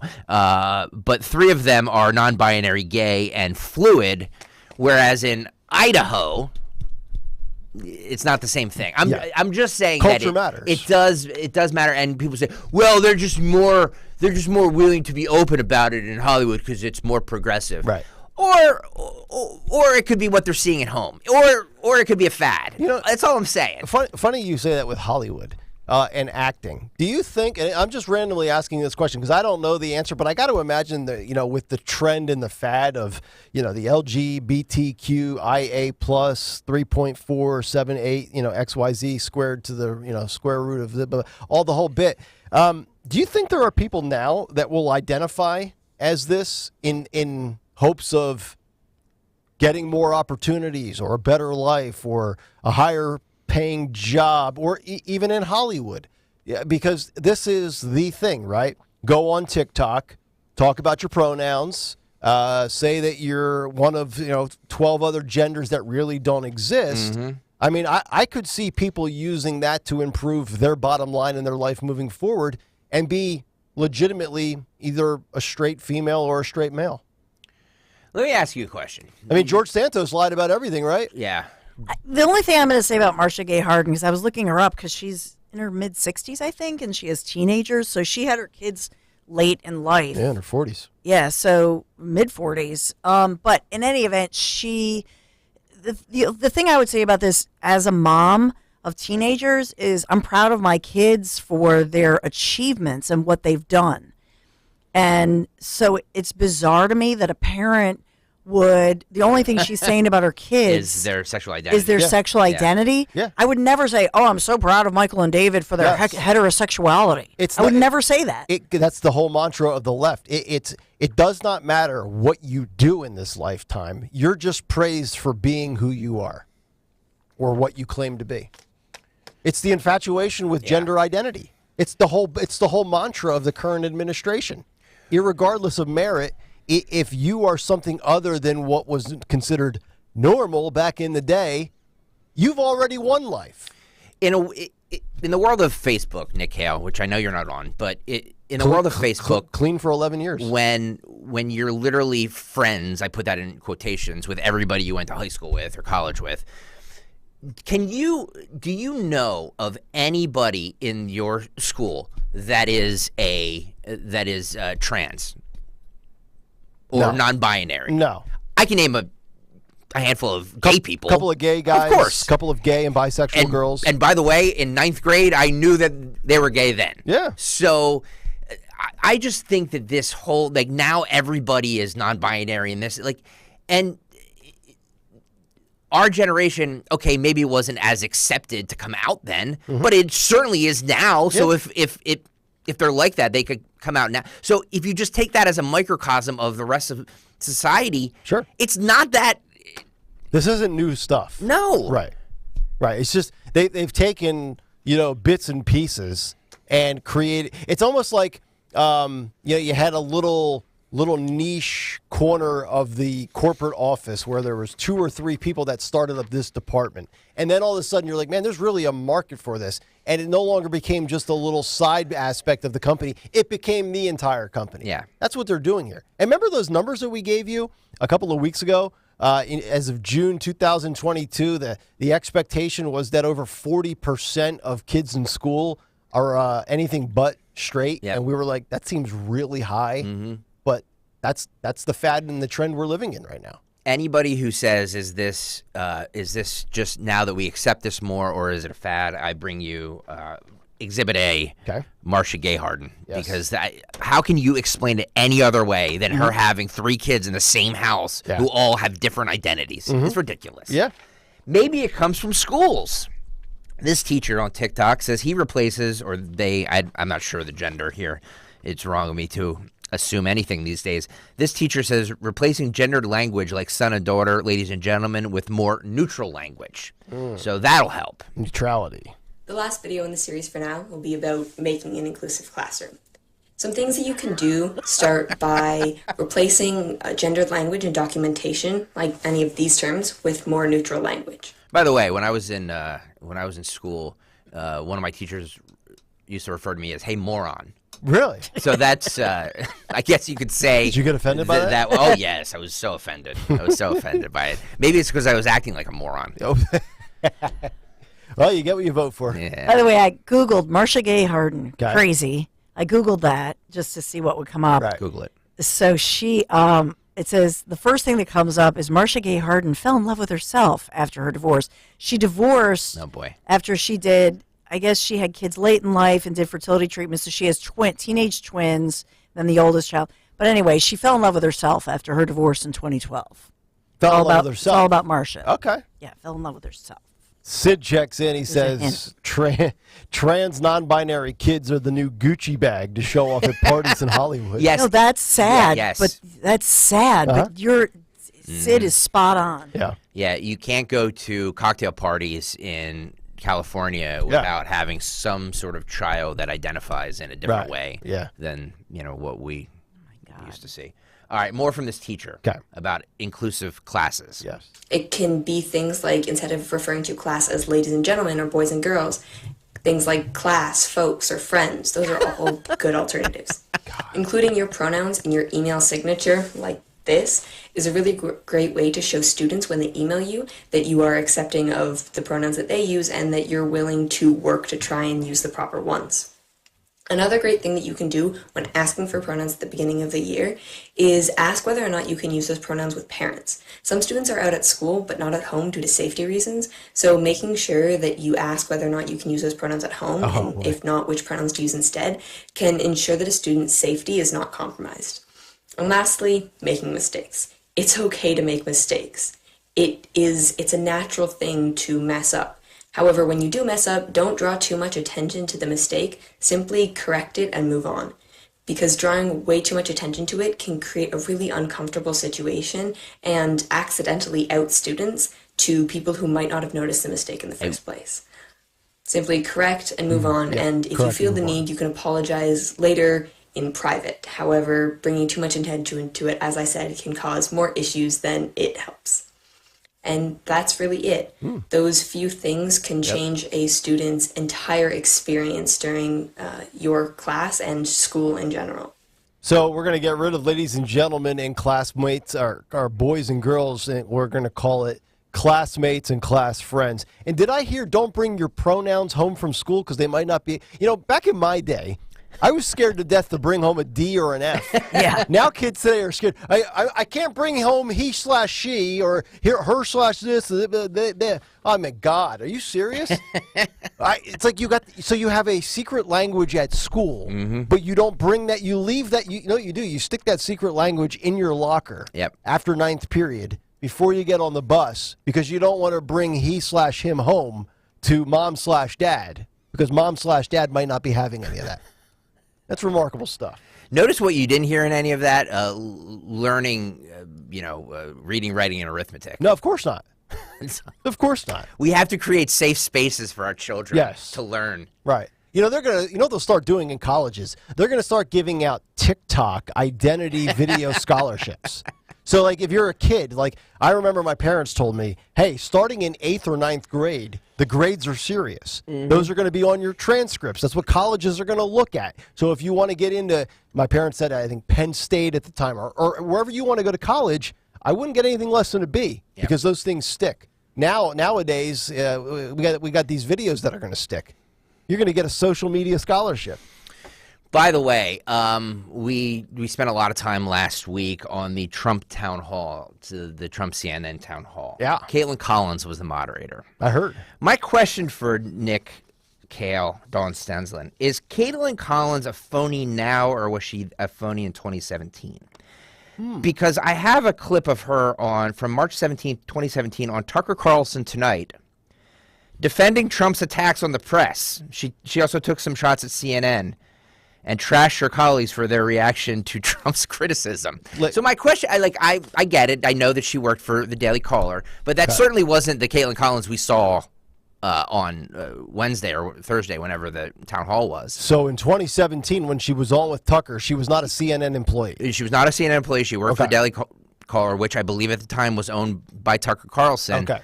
But if you hear this clip, you're going to be like, did she, 2017, not that long ago. So is she a phony now, or was she a phony then? That's my question for you. All right. White House correspondent for the Daily Caller. She's new to the beat, and she joins us now. Caitlin, thank you for coming on. Thank you for having me. So there was this amazing moment in January. So Sean Spice, the new press secretary, asked the first question not to the AP reporter, but to the reporter from the New York Post. All of a sudden, there was this uproar on Twitter. Reporters who literally weren't even born when Barack Obama was elected were complaining about the breach of tradition. Why the resentment? The press is throwing a royal tantrum because they can't control what the country is talking about. For the last 8 years, they've all decided what the question should be, and they've all gone in there and asked the same question. And now that they're not being called on, they can't control what the news is about, and it's driving them crazy. So you show up there. Who is this? Right after the inauguration. You haven't covered the White House before. You don't work at the Boston Globe or the New York Times. What kind of reception did you get? It's definitely a little tense, but I'm not really there to impress them. I'm there to ask the questions my readers want answered, and I'm not there to ask what they want me to ask. I don't get the questions that CNN wants. I don't get the questions that MSNBC wants. I ask what my readers want me to ask, because outside in the real world where the other 300 million people live, they don't care about, personnel issues that MSNBC is asking. Wow. All right, well, number one, Caitlin Collins' face in 2017 was a little fuller, and she looks tremendous in this video. She's a little too thin for my liking right now. Wait. Yeah. All that I gave you, and you're you're commenting on her looks? Oh, I'm blown away by that. Okay. Number two, I've told you this on this show for 7 months, that I've been told from friends that I have in the South that she grew up in a conservative family. Alabama. As a Republican. Alabama grad. That is correct. But I would say two things. I don't know that it necessarily makes her a phony, because up until late 2014, early 2015, when I was young, stupid, and clueless, I was a Democrat. I told you when the show launched, and I said the whole bit, I started this, I became a Republican in mid-2015, voted for Trump in 2016, and then the rest is history. So I do give people room to grow or change. That being said, she could maybe still be a conservative and saw this as, hey, I got a chance to do something on CNN and make a ton of money, and she could easily just be playing the part.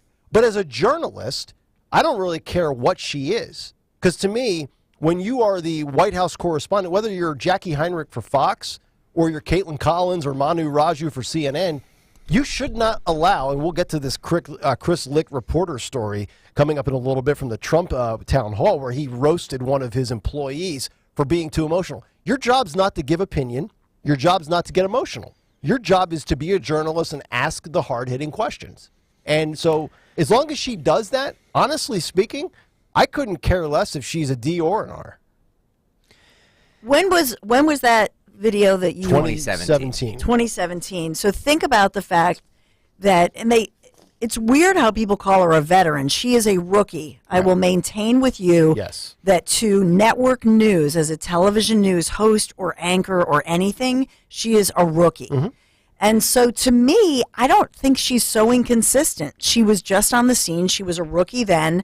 She came on and she was supposed to give a hard-hitting interview and push back against a presidential candidate. And so she might have been annoying to people because they were obviously pressing her to do quote-unquote fact-checking. It was horribly produced, in my opinion. Yep. But I don't think there's this huge inconsistency that people see. You have to admit that her answers here and what she does now are like polar opposites. Because in one instance, when she's on with Tucker, she's clearly in my opinion, she's working for the Daily Caller, and she's there as more of a pundit. Yeah. She's talking about from the aspect of she's giving her opinion. She works for him in that situation. She did work for him, but he's asking for opinion. She's giving opinion. Yep. And now on the stage for CNN, she's playing a different role.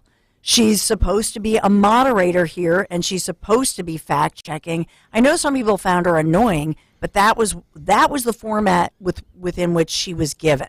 But this person, I'm just telling you, her, as far as her level of, the fact that she had that presence during that 70 minutes, and Trump obviously just rolled right over her because he's very experienced and he's very good in those in those kinds of live situations. But in my opinion, she was doing the job within which she was supposed to be doing. Yeah, and to your point with her career, she went from being on the conservative side for a website to a White House correspondent on the left, and now is considered to be a talent host, opinionist for the left. So she's made 3 different moves in basically a 6-year stretch, to your point, and the point being, yeah, she is a rookie still in this format. And I would say the same thing about myself. I've been in radio for 16 years, but I've been in news talk for 7 months. Yep. I did sports for 15 years. I understand the format of the industry and the science of radio, but I'm still a rookie at doing this, even though it comes off really well on the radio. You think I've been doing this for 20 years, but I'm still a rookie at this. But for Caitlin Collins, when did she become a morning anchor on CNN?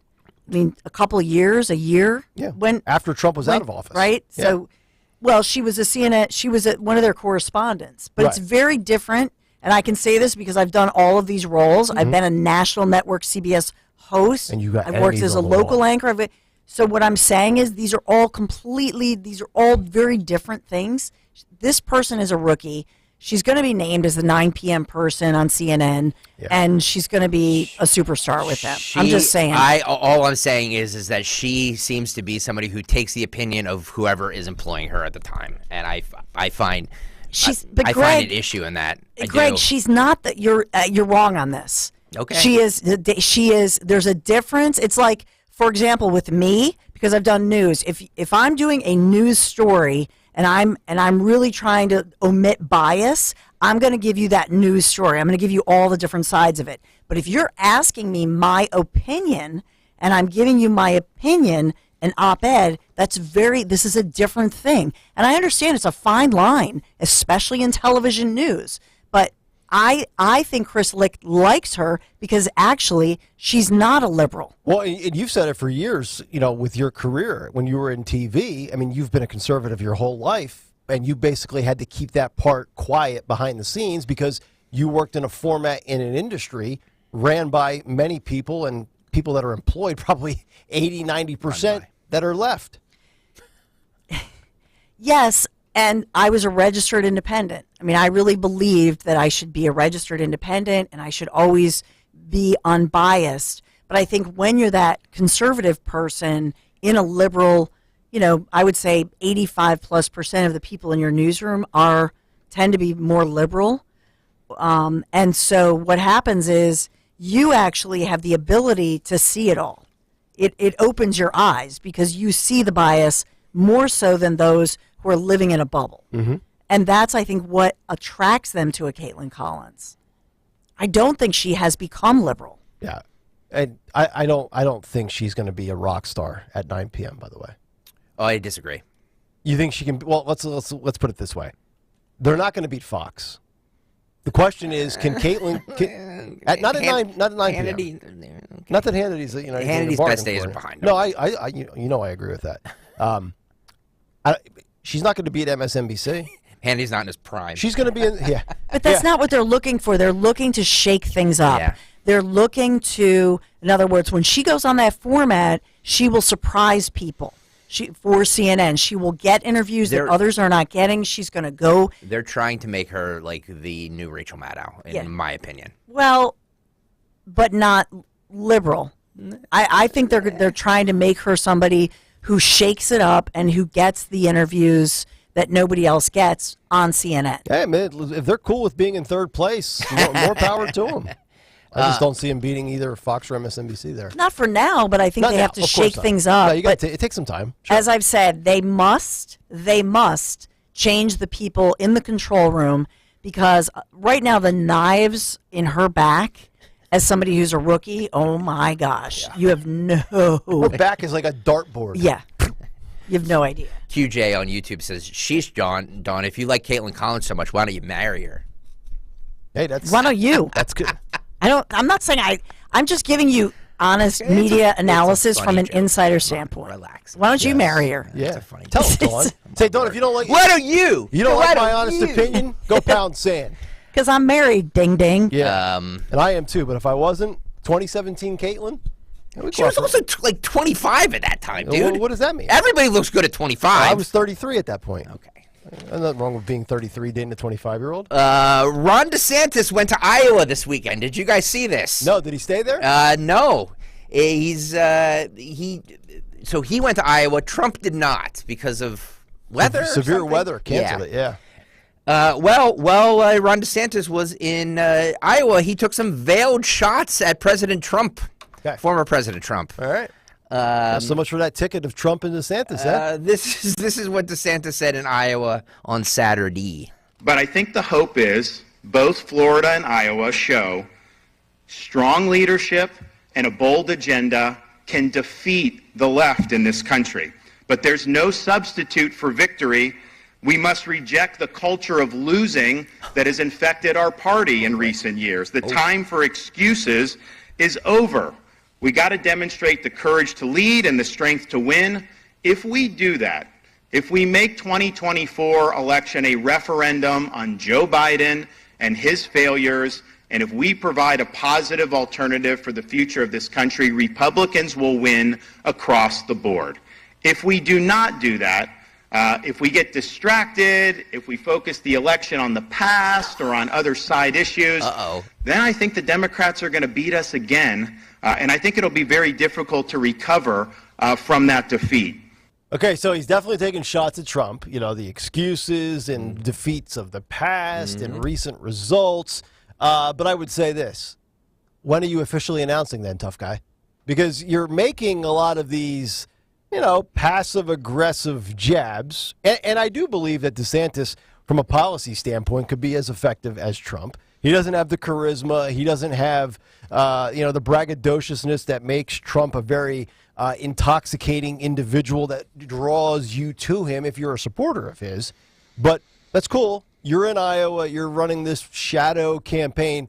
Nikki's declared. Tim Scott is declared. Vivek Ramaswamy's got 4 interviews coming up today on Fox. He'll be on every stinking show for the rest of the week. Vivek loves himself some Vivek. When does Ron jump in? Because it's May 15th, and many people have said either right before Memorial Day or early June. So we're probably down to 3 or 4 weeks before Mr. Florida. Because, as you know, I'm down on Mr. Pudding lately. He's pudding fingers. Yeah, the shine's worn off a little bit for me. Has it? A little bit. Wow. A little bit. I got to be fair. What? Because he needs his to comments declare. That and his comments on Russia, Ukraine, and how he would handle that. I think hands down, Trump would have handled Russia, Ukraine better than Joe Biden, Ron DeSantis, you name the politician. I really believe Trump, at this moment today, could end it at the snap of a finger, or if he was in office for this term, this never would have happened in the first place. But now DeSantis, dude, I get it, but now all right, it's either what's the old adage? Either bleep or get off the pot. Yeah. You can't just sit on the toilet all day. You either got to go or get up.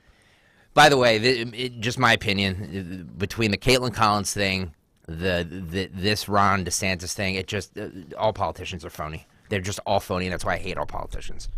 And people who cover politics, because I know Kayal Company technically. There are a lot of people that feel the same way you do, Greg. Tends to be.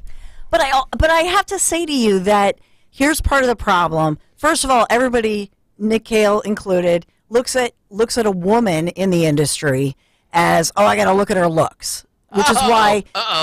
No, seriously, broadcast media is so sexist and ageist. It is. It really is. It's infuriating. Look at Ainsley Earhart. She's like in her mid-40s. Most women on Fox are like in their 50s. They look like they're 35. Yep. Does Ducey and do they, all the men around them, look at Sean Hannity. He's gained back all of his weight that he lost on NJ.com. Nobody cares. He looks like a schlub. Hannity's gained back his weight. Nobody cares. Can you imagine? He's got that gray coiffed look thing. He just looks a mess. Imagine if Shannon Bream or Ainsley. How did he get Ainsley is what I want to know. Yeah. It goes back to the remote control, I guess. I have no idea, but a joke from earlier.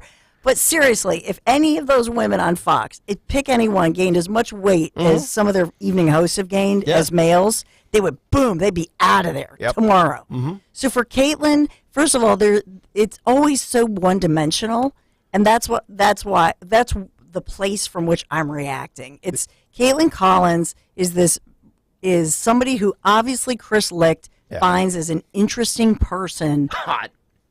Sorry. And maybe he finds her hot, but I think he also finds her as somebody who has an incredible level of gravitas for her tiny level of experience. She has basically hardly any broadcast experience. Right. So she is a rookie who has a lot of potential, and we haven't seen that potential. That's the place where I'm coming from. It says something about the state of CNN when they view Caitlyn Collins to be like the second coming of Al Roker.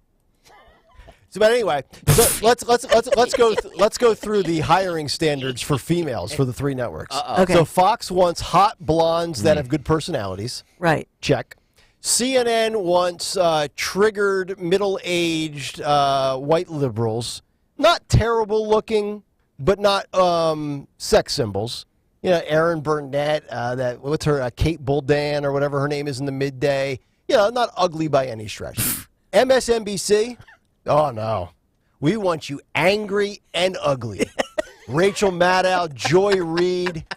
That's how we beat CNN. You are in so much trouble. I know. MSNBC. Angry and ugly. MSNBC is not sexist. Trust me. MSNBC. We are angry and ugly. If you are a liberal and you are ugly, they will hire you. Man. Wow. Oh, my God. Angry and ugly. I'll be in HR at 10:02. Man. Oh, that's not right. Okay, let's get back to the issues. I know we're way over, but it's fine. I'm still distraught over the fact that Sean Hannity can date Ainsley Earhart. Allegedly. We don't know if that's actually true. Yeah. I'm sure it'll come out in a text from Tucker. He knows jujitsu or something. Well, so does apparently Zuckerberg. By the way, did you see that? He's dude, don't mess with Mark Zuckerberg. Off the rail. It's kind of badass. It's kind of badass. Yeah, just because he owns Facebook and Meta and he's viewed as a left winger and a softie. Yeah. You try messing with. Forget getting a gun in Philadelphia. Just carry Mark Zuckerberg with you. He'll take care of all the criminals. If Ainsley knew jiu-jitsu and she gained 30 pounds, it wouldn't matter. She could toss me to the ground. Poor Dawn is trying to make substantive points, and Nick's just talking about all the hot and not hot women on cable news. You think I watch Fox for the guys? Yeah. No, come on, bro. All right, let's go through this in rapid fire, shall we? Yeah. DHS Secretary Alejandro Mayorkas was on literally every Sunday morning show. By the way, we're now in hour 2 of the country. Name this segment Coyote Ugly. He says he agrees with Biden. You played this earlier in the Big Take in the 6 o'clock hour that Biden said at Howard University that white supremacy is the greatest threat of terrorism to the United States. Alejandro Mayorkas, to no surprise, agrees with that statement. The president yesterday at his commencement address for the Howard University graduates called white supremacy the major domestic terror threat in this country. Is that correct? It tragically is. In the terrorism context, domestic violent extremism is our greatest threat right now. Individuals are driven to violence because of ideologies of hate. Anti-government sentiments, false narratives, personal grievances, and the like. And regrettably, we have seen a rise in white supremacy. What I would like to do is do a little homework assignment tonight and take a look at the deaths in the United States due to the cause of white supremacy and compare that to gang killings from MS-13 or fentanyl overdoses, where we've got people in this country shipping around this poison, killing our children, and just add up the numbers. and see how many deaths are linked to white supremacy and how many are linked to 5 to 7 different things that don't involve white terrorists. Vice President Kamala Harris is also supposed to be spearheading this event by being the border czar. Yep. How much has, since he is the DHS secretary, Department of Homeland Security, how much has he spoken to the vice president since, she's overseeing this whole thing? It's a great question. More than 2 years ago, that the president put Vice President Kamala Harris in playing a critical role in terms of trying to stop the flow of migrants across the border. Where has Vice President Harris been on this? Are you in regular contact with her? When was the last time you spoke to her? Vice President Harris reached out to me earlier this week. That effort is a years-long effort. And Vice President Harris has led the investment of more than $3 billion in the Northern Triangle countries of Guatemala, Honduras, and El Salvador. So, it's years long, but it's already been going on. She was more than 2 years ago she got this responsibility. Absolutely. That effort began in the Obama-Biden administration. She sent me a text in April of 2021, and I Snapchatted her once, the fall of 2022. We've had 2 communications. Oh, my God. She's busy with artificial intelligence. She's got no time for the border. One more from Mayorkas. He says, and by the way, he's overseen the worst border crisis on record. He says it's extraordinary what this administration and what they have done over the past 18 months. Oh, it is. How do you respond to him and some other Democrats who say that you've fallen short? I would respectfully disagree. We have been planning for months and months, over a year and a half. We have surged resources, asylum officers, Border Patrol agents, processing coordinators to do the data entry work so our Border Patrol agents can be out in the field. We've expanded our holding capacity in Border Patrol stations. We've added beds to Immigration and Customs Enforcement in our detention facilities. We've increased our transportation resources, the number of flights, removal flights with our foreign partners. We're setting up regional processing centers now. It's extraordinary what we've done over the past 18 months or so. It is extraordinary. It really is. In fact, I would say this. I thought weathermen and weatherwomen had the most job security on the planet, where they could be wrong 58% of the time and still keep their job. No, Alejandro Mayorkas, and we all realize he's not calling the shots here. He's just answering to his superiors, and basically they're telling him don't do anything.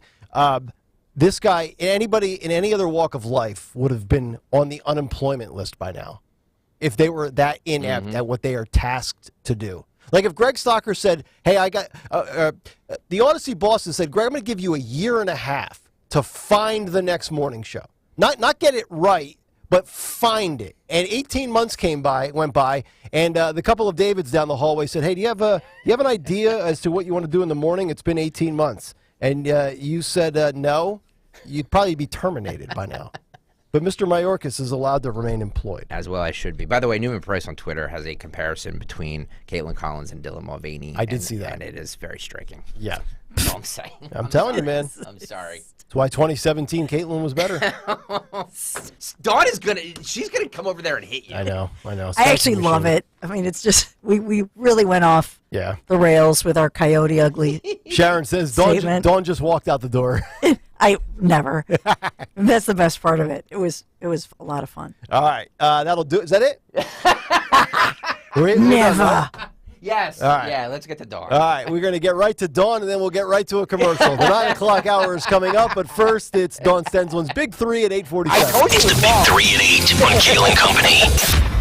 You're 80 degrees today on this Monday, May 15th. We are sponsored by NTAG Philadelphia, NTAG Philadelphia. So, number one, we've got your back. Donations for Marine Daniel Penny's Defense Fund have now exceeded $2 million. And that includes, since you mentioned Vivek Ramaswamy, who's a presidential GOP 2024 hopeful, $10,000 from Mr. Ramaswamy, by the way, in this donation, this major donation campaign. So after, of course, Daniel Penny was charged in the subway chokehold death of Jordan Neely. So this was set up by the 24-year-old Marine's attorneys for a video that emerged of him holding Jordan Neely, the homeless man with a violent criminal background, in that chokehold. It all started in New York City's subway May 1st. So they say this is going to be used to pay for the Long Island natives' legal fees for the Marine who rose to the rank of sergeant while he was serving, and for any future civil lawsuits that may arise, as well as expenses related to his defense. So Penny was freed pending trial hours after turning himself in to police, and that happened live during Kale and Company, on Friday morning. So we had told you all that story as it was breaking. He did not enter a plea, and then the campaign page hit over the weekend and has hit over $2 million in donations. So we wanted to update that one for you. Of course, tomorrow is Election Day across Pennsylvania and across the country, really, but across Pennsylvania, May 16th, as we hit the primary election season.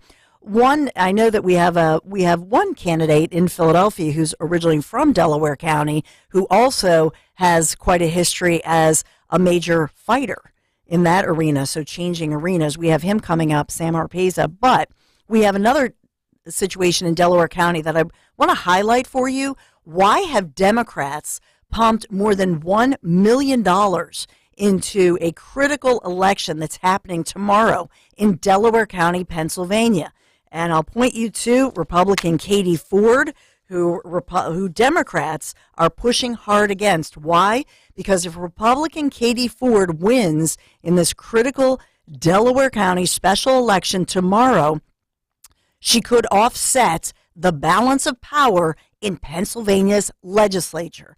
That's why Democrats have come together. Leadership, as far as the Democrats, have come together, and they're pushing hard against Katie Ford winning. Because why? They don't want the Republicans to win and take control of Pennsylvania's legislature. I'll just point out to you, Republicans, on the other hand, they've donated about maybe $200,000. And where have you heard much about Katie Ford? Mm-hmm. You're not hearing much about her. Another failure of GOP leadership. I was just going to say, Republicans, are you taking note here? Yep. You jotting this down? Exactly. So we just want to point that out to you. And she's a pro-choice Republican being lied about in current ads right now, a huge ad campaign to say that she would vote against abortion. Not true. It's a lie, and we don't hear anything about this. Mm-hmm. Crickets. So I'll point that out to you. Since we talked a lot in the last segment, Nick Kale talking about Coyote Ugly and his definition of such, my words, the beaver is back. Oh, no. Yeah, this is about the beavers in Pennsylvania are back, especially in Silver Lake in Bucks County. So I wanted to, along the Delaware River. Yeah. They were near extinction because of all the hunting, but you can't hunt them. So I just want to point it out. Beaver making a comeback. A lot of celebrations. The beaver is back, so I wanted to point that out to you. Leave it to Beaver. Kind of some cool stories in Bucks County going on, but Silver Lake, the beavers are plentiful, and they have the beaver dams and so on, but kind of some cool stories. All right, single there. men, if you take notice. Yeah. So we are sponsored by NTAG Philadelphia. More than 150 professions to choose from. A career in the Navy can set you up for a lifetime of success. You can actually earn up to $115,000 in total by joining today. A lot of sign-up bonuses, and they're helping out with student loans and all of that. So call, here's the number, 443-681-9880. 443-681-9880. Or you can always visit Navy.com. That's Navy.com. Thank you, NTAG Philadelphia, for sponsoring our Big Three at 8. All right, Dawn, thank you very much. 855-839-1210. We got a big 9 o'clock hour coming up. We've got some fallout from CNN and Trump from the town hall last Wednesday. The CNN boss is not happy about one thing a reporter did, and then also a report coming out about what Republicans were told to do and not to do by CNN during the town hall. I'm not sure this makes sense. I'm not even sure I believe it. We'll get into that when we come back. And then coming up at 9:10 in studio, Sam Oropeza, along with retired Sergeant Mark Fusetti. Sam, of course, running for Republican City Council at large. Big day tomorrow. He'll be in studio with us coming up at 9:10. We've got our morning mystery movie clip and a lot more still on the way, including part 2 of the cut sheet. Maybe. Yeah. Stalker might have wow. Yeah, I don't know. Yeah, we'll see. It's still up in the air. TBD, as they say in the industry. And we'll do all of that when we come back. A big final 9 o'clock hour on the way. It's Kale and Company. Great to have all of you in here on a Monday. It's Talk Radio 1210 WPHT. Hi, this is Dom Giordano. Are you tired of paying too much? Rescue Natural Supplements are rolling back prices to 2013 on top of Memorial savings all month long. That's right. For the entire month of May, you can buy 2 products, get 1 free, or buy 3 products and get 2 free on every single Rescue supplement. Combine decade-old rolled back prices with free bottles for huge savings. Stock up on all your favorites. 1250 Omegas, cholesterol supporters, probiotic, and brand new health gummies are all on sale. To order, call 800-26-ALIVE, 800-262-5483. Speak to a Rescue product consultant or shop online, res-q.com, res-q.com. Don't miss out on this opportunity to save big. Rescue is over 50 products to target your health goals, and everything is on sale. Rolled back prices and memorial deals start now and last through the end of the month. So go shop res-q.com today. That's res-q.com. At Cherry Hill Volvo, Costco members have a $2,500 incentive on the purchase or lease of an electric Volvo. There is a $1,000 incentive on all gas and hybrid 2023 models. Explore this safe and versatile 2023 XC90 and take advantage of special financing, a rate of under 5%. Visit Cherry Hill Volvo for a full list of extraordinary offers for both new and previously owned Cherry Hill Volvos. Visit us now. We have the inventory and we have competitive offers.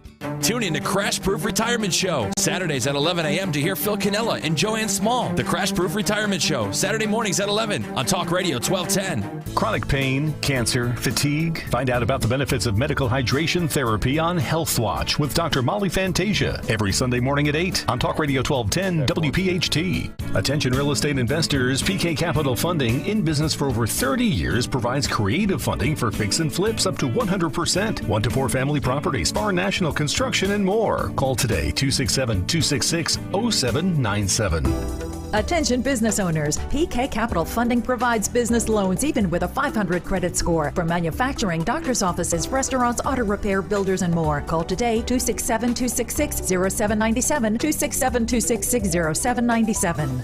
Win and save this baseball season from Colony Pools and Power Washing, a local company serving Delaware, Delco, and Chester County since 1970. Are you tired of looking at your greenhouse? Is your roof, siding, deck stained green from algae and mold? Let the experts pressure wash your home and take the pressure off of you. Win with Colony Pools and Power Washing.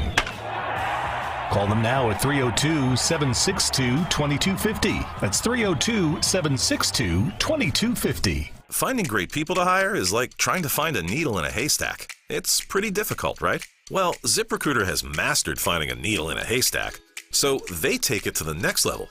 They make hiring so simple that it's like finding a needle in a needle stack. And that's why you should try ZipRecruiter for free at ZipRecruiter.com/free. Here's what it's like to use ZipRecruiter. They have so many qualified candidates that it's easier to find the right ones for your roles. In fact, 4 out of 5 employers who post on ZipRecruiter get a quality candidate within the first day. That's a lot of needles. So how do they do it? ZipRecruiter's powerful technology sends you candidates who are a great match for your job, and you can even invite your top choices to apply. So if you want less hay and more needles, head to ZipRecruiter. ZipRecruiter, the smartest way to hire. And right now you can try ZipRecruiter for free. That's right, free. At ZipRecruiter.com/free. That's ZipRecruiter.com/free. ZipRecruiter.com/free.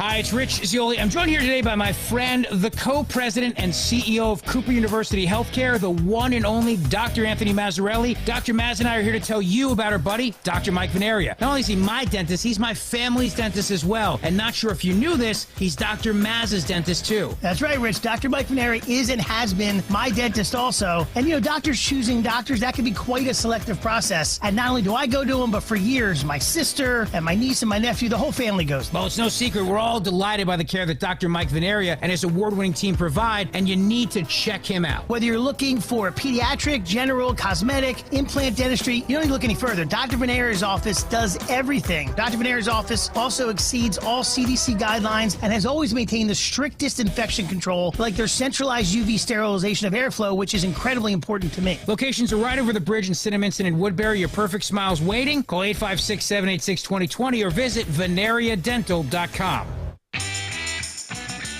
You got to get out and live your life to the fullest, right?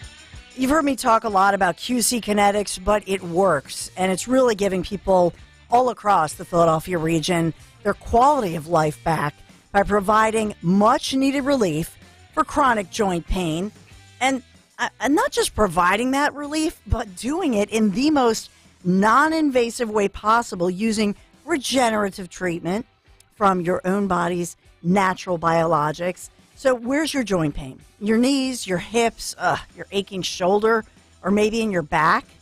So QC Kinetics concentrates these impactful treatments right at the source of your pain, directly applying healing properties right where you need them the most. No surgery, no downtime. That's what's amazing about this. And no steroids or harmful drugs. Patients are raving about QC Kinetics and the results they're getting thanks to QC Kinetics. So what is living your life to the fullest? What does it look like for you? Seriously. Finally being able to maybe play golf, get out and enjoy time on the beach, walking your dog, maybe just enjoying family time or doing your job without suffering and pain. Yeah, whatever it is, don't put it off one more day. Just call QC Kinetics. Get your complimentary consultation. There's no obligation here. Locations across the Philadelphia region, 215-999-3000, 215-999-3000. Seriously, just do this. Just call them, 215-999-3000. Tell them Dawn sent you. Free speech lives here. Talk Radio 1210, WPHT, and the free Odyssey app. I remember when I lost my mind. There was something so pleasant about that place. Even your emotions have an echo and so much. 9 o'clock. Welcome back in. Kale and Company, fourth and final hour underway here on a Monday. Talk Radio 1210 WPHT. Nick Kale, Greg Stocker, Dawn Stensland, Daniel Valdez, Anthony Dorenzo here as well. We got a lot coming up here in the final hour of today's program. What's on the cut sheet, part 2. Also, our morning mystery movie clip. That's at 9:20 this morning. You're going to play for a $50 gift card to Rotten Ralph's Pub and Eatery in Old City. So we're going to hook you up with another chance to scoop up some meals, some food, $50. Grab yourself a couple of lunches, couple of dinners, if you know your movie clips. That's coming up at 9:20. And then in studio at 9:10 this morning, Sam Oropesa, Republican City Council at large candidate, along with our buddy, retired Sergeant Mark Fusetti. They'll both be in studio. Just saw them out in the hallways just a few minutes ago. And if you're not able to listen to us on 1210 or on the Odyssey app, you can certainly watch the show. And I believe the boys are efforting to have all three of us on camera for the YouTube stream. So you'll get Sam and Mark and yours truly for this little sit-down coming up in about 8 minutes' time. Which, by the way, do we want to make one more push, Mr. Stocker, for the YouTubes? Yes. Should we set a goal for the week? Yeah, I would like to get to let's try and get to 3.2 by the end of the week. We're at 3.04 right now. So I would like to get to 3.2 by the end of the week. All right, so less than 200 more. Just go to youtube.com/@1210WPHT. Hit the subscribe button. By the way, if you're watching right now, hit the like button. but let's try and get to 3.2 by the end of the week. So just hit that subscribe button if you haven't done so already. Okay, we would appreciate that. 855-839-1210. So a couple of stories, fallout from Donald Trump's town hall with New Hampshire last week with Caitlin Collins on CNN. And apparently the boss, despite having rave reviews for his girl, the it girl, Caitlin Collins, and CNN getting ratings that Tucker Carlson would normally get, although they got him on a one-night basis, thanks in part to Donald J. Trump. The boss not too happy. Chris Licht apparently scolding Oliver Darcy of CNN over his emotional CNN Trump coverage. This is according to a report. CNN media reporter Oliver Darcy. Now, if Oliver Darcy walked in with Sam and Mark in 7 minutes, I wouldn't know Oliver Darcy. But there's an Oliver Darcy out there, and he was reportedly scolded by his boss, Chris Licht, the chairman and CEO of the network, over his critical coverage of the network's Trump town hall on Wednesday night, which, yes, aired on CNN. So first thing, my initial reaction is, well, Anderson Cooper, in theory, might be able to get away with what he said. Well, we played for you on either Thursday or Friday's cut sheet when Anderson Cooper said something, and I'm paraphrasing here, yeah, if you never want to watch CNN again, I understand why. Well, he's basically saying whatever we have left of our audience, if you want to leave because you're mad that we put Trump on a platform, you can feel free to leave. But Puck's Dylan Byers reported on Friday that Licht summoned Darcy, quote, and his editor to a meeting with himself and top executives in which they told him that his coverage of Trump town hall had been too emotional and stressed the importance of remaining dispassionate. So this guy apparently goes on after the event writing, quote, it's hard to see how America was served by the spectacle of lies that aired on CNN Wednesday evening. That is coming from a CNN reporter. Licht, as we know, went on to give kind words to Caitlin Collins, calling her as tough and knowledgeable of an interviewer as they come. He noted that she, quote, fact-checked Trump throughout the 70-minute town hall. But apparently, Licht not too pleased with Oliver Darcy. And see, this is why CNN is in the position they are in. If you are a reporter, nobody pays you for your opinion. You are to report facts, to do some digging, to do journalism, and relay the information to your audience. This actually reminds me of about 10 or 12 years ago when I was doing sports and the program director had reached his limit with producers being on the air. And an email went out to all producers saying, unless the host asks you to come on air to give your thoughts or to start a conversation, I want you to do what I'm paying you to do. Produce the show. I'm not paying you to be the co-host of the show. That's basically kind of what Chris Licht is saying. Like, I don't need your emotion, Oliver Darcy reporter guy. I just need you to report. This is not an op-ed. We're not paying you to interject your feelings here. And I think CNN has gotten caught up in their Trump hate so much. Now, it's understandable from a host standpoint where they're paid to give their opinion. So we can disagree with their opinion on Trump, but that's what their objective is. But when you're the reporter, you're supposed to remain neutral and just report the facts. And apparently Chris Licht is probably well aware of this and the image in general, which is why obviously he's been tabbed with trying to shift CNN back more center, which, depending on who you talk to, is never going to happen or could very well be their goal and their plan. But when you have the talent that they have, kind of hard for them to do such a pivot, which is why guys like Don Lemon are obviously on their way out. And then I get to this story, and I don't know if you guys saw this, but Republican at Trump Town Hall says many in the audience were disgusted or bewildered by the ex-president. And when I saw this headline, I was a little flummoxed because I'm like, wait a minute, Republicans were down on Trump after Wednesday? Because what I'm watching and what I'm hearing on Wednesday night was a very partisan Trump crowd for the most part.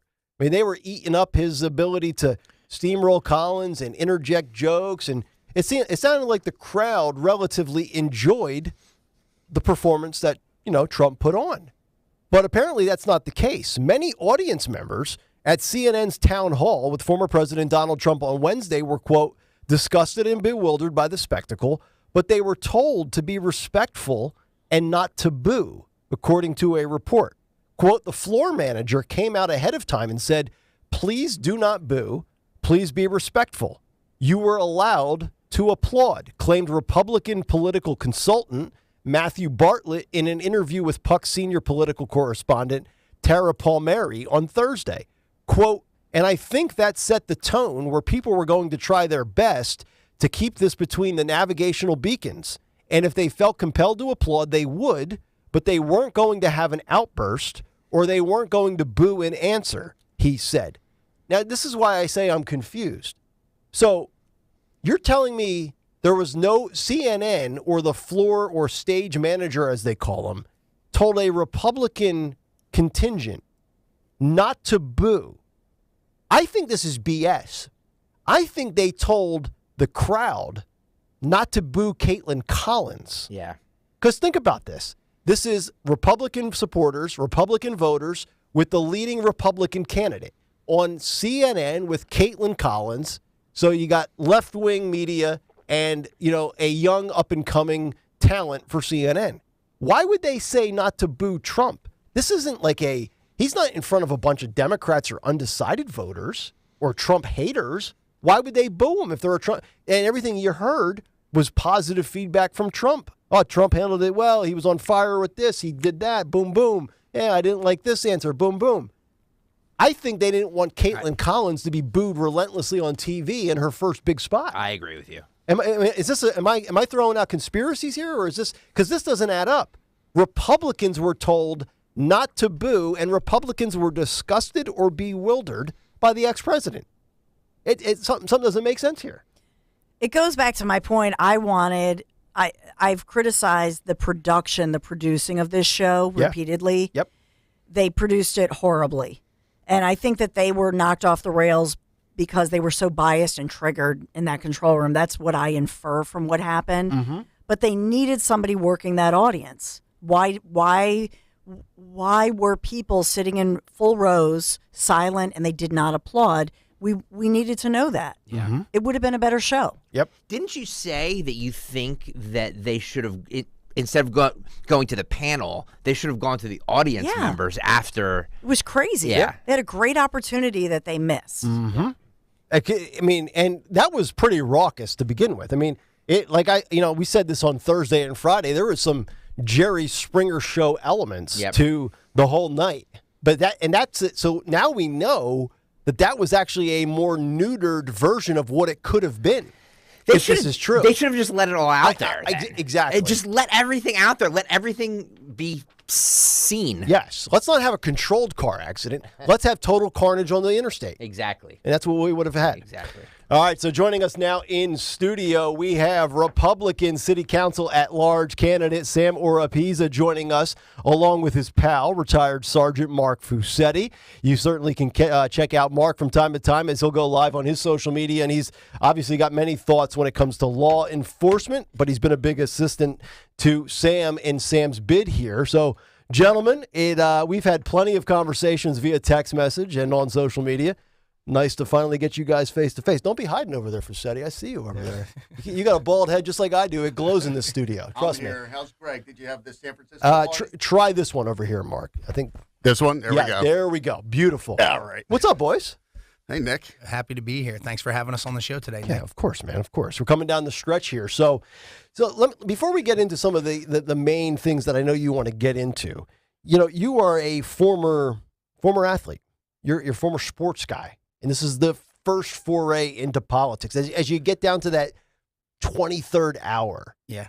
I mean, does this feel like the night before the big fight? Is it a calming thing, or do you got the butterflies going a little bit? It is. It's definitely comparable to a fight. This whole campaign has been a training camp. That's what I've been calling them, training camps. And, it is that you're excited. There's always that nervousness because you're competing, but I am genuinely excited. Mm-hmm. And there's going to be a big relief, May 17th when the the election is over. Spent a lot of time campaigning, not a lot of time with my family. So, Mother's Day was yesterday, and I was busy the whole day. So, my fiance is absolutely amazing. My family's incredible, and they've been super supportive. So you haven't been around the family a lot. You've been focusing on the campaign. He's a lot like Nick Kale. He hasn't been around his family a lot, just for different reasons. He's running for office, and my wife's trying to run away from me. But, it's interesting, your whole campaign, and you see it online, door to door, neighborhood to neighborhood, block to block. Just in general, from the areas that you have surveilled and surveyed and the landscape of constituents, what's been the most rewarding part of just maybe sitting down with somebody on their porch for 5 or 10 minutes and picking their brain and just hearing them talk? Yeah, what I enjoy the most is, and this happens very often, I'll knock on the door. Hi, I'm Sam Orpiza. I'm running for city council at large. I'm the Republican candidate. And the person will look at the flyer and they'll say, "Oh, I think I've heard of this guy. Tell me about him." And I'm him. It's me. It's Sam. Right, take my hat off. Look. But, people aren't used to seeing a candidate knock on their door in Philadelphia. And unfortunately for the Republicans here in Philly, they're really not used to seeing a Republican knock on their door. So it's been a breath of fresh air for most of them. Yeah. They are excited. They are happy. And, when they hear that we're endorsed by 6 police unions and our firefighters and paramedics, and they see public safety as our number one priority, they're happy. And that's why I enjoy knocking on these doors to get that message out there. You want police, you want lower taxes, government accountability, and you don't want to have heroin injection sites on street corners. I don't know anybody that's against, in theory, those 4 things. Strong government, lower taxes, no drugs on the street. Yet, obviously, you face pushback and resistance from Democrats, from Republicans. Do you view yourself to be that outside guy? Because that's why you're getting a lot of that pushback. Yeah, I'm definitely the anti-establishment candidate. Yeah. And, right now, I think more so than ever, Philadelphia really needs someone who is an outsider, who is not part of the good old boys club. I'm not going to sit there and play ball with people who are not here for the betterment of Philadelphia. I'm here to serve the people, and that's why it is a people-first campaign, and that is why our slogan is every neighborhood, every block. And, people need to understand that when you're voting for a servant. You're voting for who you believe is going to provide the best service to you, and I am, without a doubt, that candidate to provide that service. I mean, you're the outsider. You're basically Trump with a UFC pedigree, minus the hit TV shows and things like that. Exactly. So, it's interesting when you think about all the issues in this city. Crime. Dawn mentions it every single morning in newscasts. District attorneys, mayors that just turned a blind eye to it. It feels like every candidate, Democrat, Republican, city council at large, mayor, should all have a plan and a tough on crime strategy to, at bare minimum, improve the lawlessness that we see in this city currently. Yeah. But you have been on with me 2 other times prior to today, and you have laid out the crime plan. I mean, you have a blueprint of how you want to achieve it. I don't know that other candidates are as detail-oriented as you when it comes to it.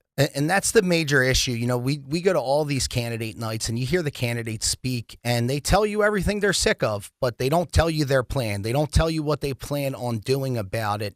And, they like to tell you what they're going to do when they get in the office. And, a big part of this is actually doing what we're going to do in office before we get into office. This is what the campaign is all about. Yeah. So, having that crime plan, sitting down with experts in policing, sitting down with people who were formerly incarcerated and have rehabilitated themselves as well, too, has been a big part of developing this crime plan. Mm-hmm. So, it's time for our elected officials to be, put time, effort, and energy into showing us something. What are we going to do now? And, that's what we are here to show people. Mm-hmm. We have plans, and we're here to work for you.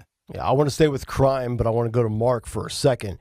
You have been so much fun to watch, and sadly, it's under sad circumstances, but you'll go live on your social. Sometimes you're driving in the car, which I don't know how you pull off, because it always looks like you're driving from the right side. Like, what is this, England? Sometimes you do it from your home studio. But, you have seen so much from serving warrants and things like that. Did you ever anticipate a crime level being where it is today when you were active and younger in this industry, in this profession? No. So when I was on the job, we would see some of what you see now, but not as bad. And I thought that was as bad as it can get. And this was what proactive policing, the police department, our unit, all law enforcement working together, trying to keep the crime at that time where it was and trying to get it lower. I never envisioned what I see today down in Kensington, how the court system, not the courts, let me rephrase, the district attorney just blatantly throws out cases. I've talked to witnesses. I've talked to victims on Twitter who said, I was ready. We have video of the crime, and they just dismiss the case and don't even tell them. I can't believe what we see.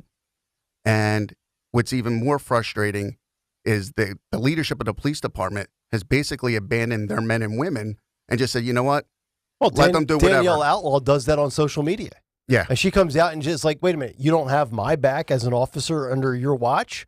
It's like she's almost on the criminal side. If people knew how bad it really was, they would demand change. I know cops, who've told me that some of them are taking antidepressants because of how bad the stress is of the job. Not the stress of seeing crime on the street, the stress of their brass coming down on them, making their life harder. It's astonishing that this is where we live in this city. And it shows out on the street, the crime, the murders, the kids being killed. Before, a kid being shot, it would have all hands on deck of all law enforcement. Today, when it's just not even a leading story in the news anymore. It's astonishing. No. And Dom's got to take antidepressants every day, every Thursday at 3 o'clock before he does Krasner Land Crime Watch because it's so depressing. Let me go back to you, Sam, from an endorsement standpoint. You mentioned, the support of the police, but you've had so many endorsements along the way, a lot of which carry a lot of weight. That's got to be reassuring as you come down the stretch, that knowing that you have the backing of some big-time organizations. Yeah, so having the 6 police organizations and associations endorsing the campaign, it sends that message that our police officers need help right now. They need someone in City Hall who is going to work for them, going to be a voice and an advocate for them, and they chose me. And, I am absolutely honored. My brother Nick has been a police officer for over 27 years in Montgomery County. I grew up watching my brother become a police officer, and I see what police officers do on a regular basis. And my office is in Kensington. We're in the 24th Police District, and it is very upsetting to see what our police officers have to deal with on a regular basis. And, it's time to allow them to police, to actually be police officers again and enforce the laws that we already have on the books. And, having the firefighters and the paramedics endorsing the campaign is just, our first responders really need help right now. They need someone to be that voice, and we're excited to be that voice for them. We are. From a voting standpoint, final message that you want to get out right now to this audience at 9:20 on Monday morning. So every Republican, if you are a registered Republican in the city of Philadelphia, the problem is we have a low turnout on the primary. This Tuesday, tomorrow, May 16th, the polls open at 7 a.m. They close at 8 p.m. Please make a plan, get out there and vote. Your vote matters. It counts. And with a strong Republican Party here in Philadelphia, things can start to change, and they can change quickly. So remember, May 16th, push button number 118. Sam, best of luck to you. Mark, thanks so much for stopping by. And actually, while I have you here, we spent a lot of time this morning, and really for the last couple of days, talking about the Neely and Penny situation from the subway, New York City. You're a former officer. You have, somewhat, just loosely speaking, same type of training and background as a former Marine might have, or as they say, once a Marine, always a Marine. Yep. What was this guy supposed to do with an individual with 40-plus arrests? This guy has assaulted women. This guy has assaulted men, 67-year-old lady, 64-year-old man. Is he supposed to ask this guy for his Wikipedia and LinkedIn page before he puts him in a chokehold? What do you do in this situation? See, and this is one of the issues cops actually have right now. Yes. I have to intervene. I have to do something. But if I do, what's going to happen to me and you better be afterwards? Right. You know, this gentleman, like you said, once a Marine, always a Marine, and I know my son's a Marine right now. It is, he did what he thought he had to do to save the people on that train. He's seen a situation where this is getting out of control. Let me step in, protect these people. And what he did was put them in chokehold, with what we would call choke them out, which is knocking them out. But then he immediately puts them in a recovery position afterwards. It wasn't malice. He wasn't there trying to kill the guy. He was just there trying to end a dangerous situation that this guy has been in, as you said, 40 plus times before. And it's another one of these situations where it's damned if you do, but damned if you don't. Right. And, I just hope I hope once it gets to court, the jury sees that this was an attempt to save some people, prevent anything bad from happening to innocent bystanders, and it was just an unfortunate outcome. Essentially what they're saying right now, whether it's the district attorney, the police department, politicians on the left, not just keep your head down, keep scrolling on Facebook on your phone, and just ignore the threat, because if you act, and God forbid you're wrong, or you end up injuring the aggressor, it's not that like you were defending yourself or others. It's, oh, no, you violated the aggressor's rights. It's bizarro world. It's literally like we're living in the Twilight Zone. Correct. It is a Twilight Zone episode. We're all a part of it right now. Yep. And hopefully very soon, especially with people like Sam getting into office and people like Sam saying, oh, wait, I can win without an establishment backing. Yep. More people come out, more people run, and this thing will switch back to what I would call normal. Yep. Great stuff, boys. Thank you very much. Thanks for having us. Good Nick. luck tomorrow, Thank Sam. you. All right, there he is, Sam Oropesa, Mark Fusetti, as they were in studio with us this morning. Make sure you get out and vote for Sam tomorrow, and follow both of them on social media. 855-839-1210. It's 9:24, and it's time for our morning mystery movie clip. Oh, no. There it is. And now, the morning mystery movie clip on Kale and Company. Talk Radio 1210 WPHT.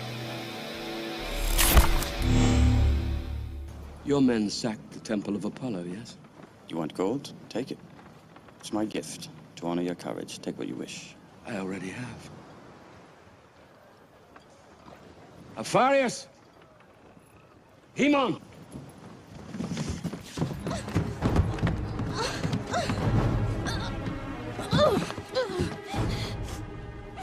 The spoils of war. No argument with you, brothers, but if you don't release her, you'll never see home again. Decide. Guards! Stop!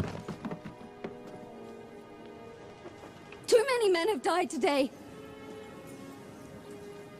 If killing is your only talent, that's your curse. Think you know what it is?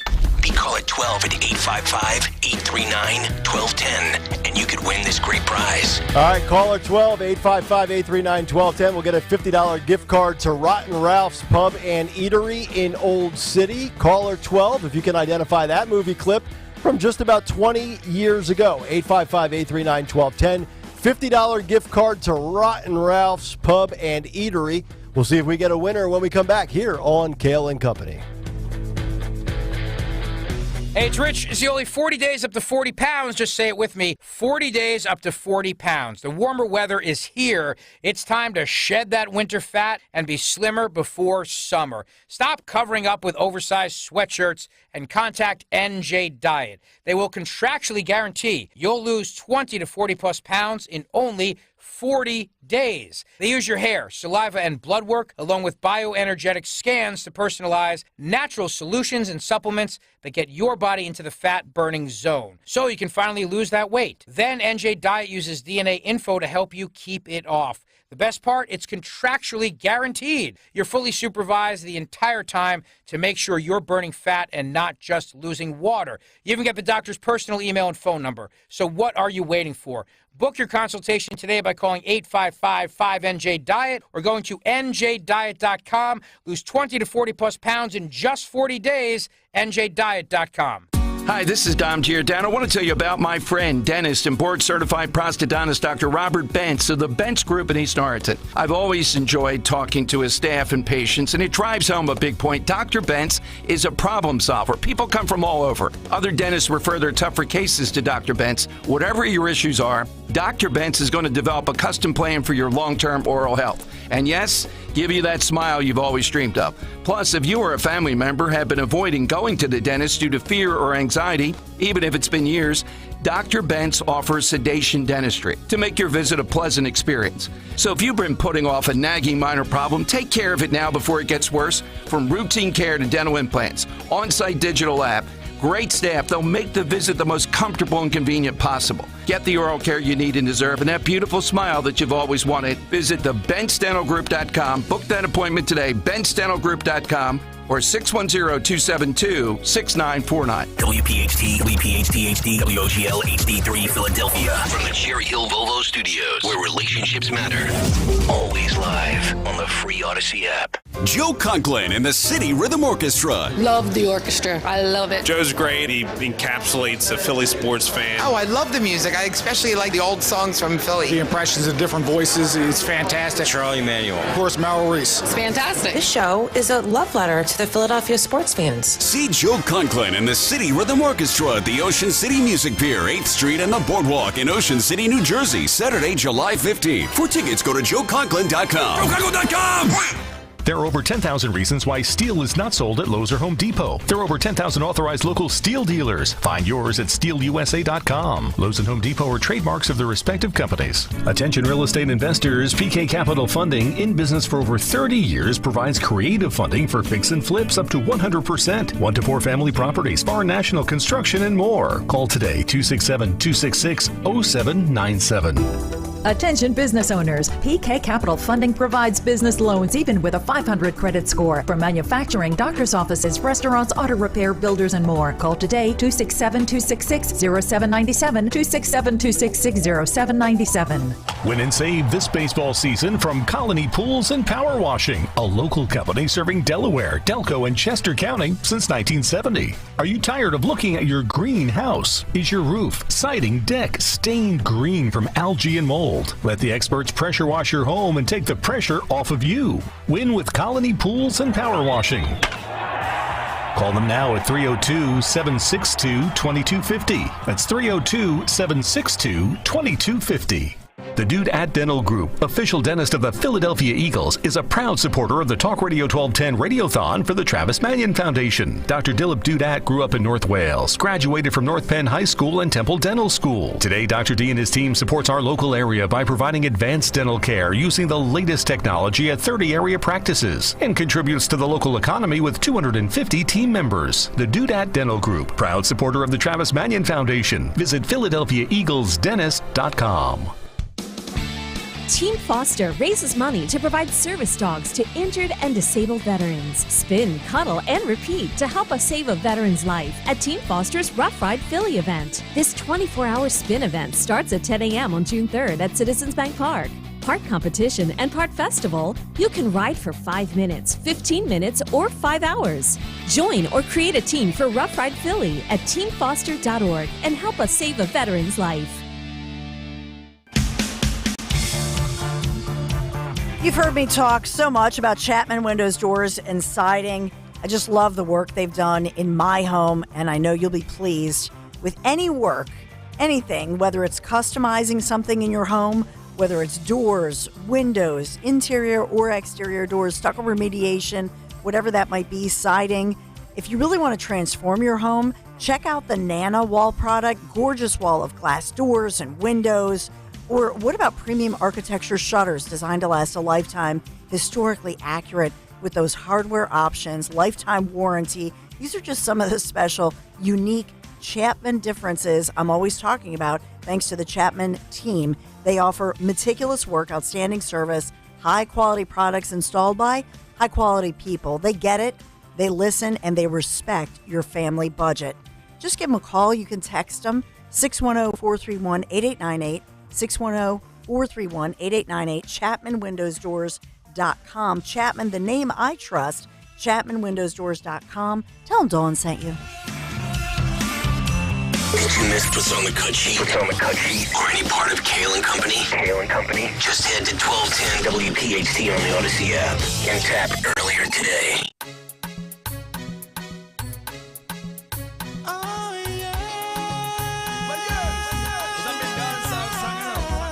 It is Kale and Company 932 here on a Monday morning. Talk Radio 1210 WPHT. Nick, Greg, Dawn, Anthony, and Daniel as we head till 10 o'clock this morning. What's on the cut sheet? Part 2. What's on tap for the Dawn Show? Who on Twitter today?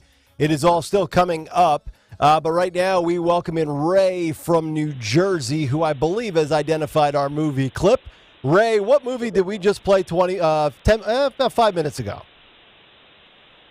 No, that was Troy with Brad Pitt. That is correct, sir. Troy, circa 2004 is correct, and you get the $50 gift card to Rotten Ralph's Pub and Eatery in Old City. Congratulations, Ray, and thank you for playing and listening.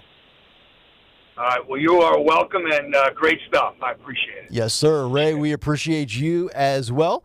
$50 gift card. Fill it up, get a couple of meals. Boom, Old City, some pub grub. When we were in Old City, we used to Rotten Ralph's was one of the places we used to frequent a lot because it was like go to? Yeah, it was like right across the street from where we used to broadcast. Nice. We used to be at 5th and Market, and then we moved to 4th and Market, and it was a whole thing. I did a show from 4th and Market. Oh, did you? I did. Yeah. Yeah, for the sports station down the hall. They did a one. They had a good setup down there. We had a good setup over there, but I like this setup better. Personally. I do too. But that's neither here nor there. Dawn, did you like this setup better or that setup better? From the old building? Yeah. Well, I loved the view of the old building. Yeah, this view is... because we look at a parking garage here. Well, it looks like Beirut here, too. With it does. With the building that they're demolishing, some building. Giving us all cancer.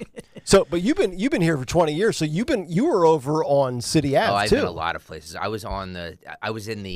We used to be in the Channel 10 building. I don't even know if that's still the Channel 10 building. I think it is. But we used to be in the Channel 10 building. Then we moved next door to, I think it was 2 Ballot Plaza, the giant thing. Yeah, because I used to work at 1 Ballot Plaza. And then 4th and Market, and then now here. Wow. Yeah. Okay. And when I was at YSP, 94 WYSP, that was at 5th and Market, which is where I think Dawn used to work at CBS 3. That was 5th and Market when you were there, right, Dawn?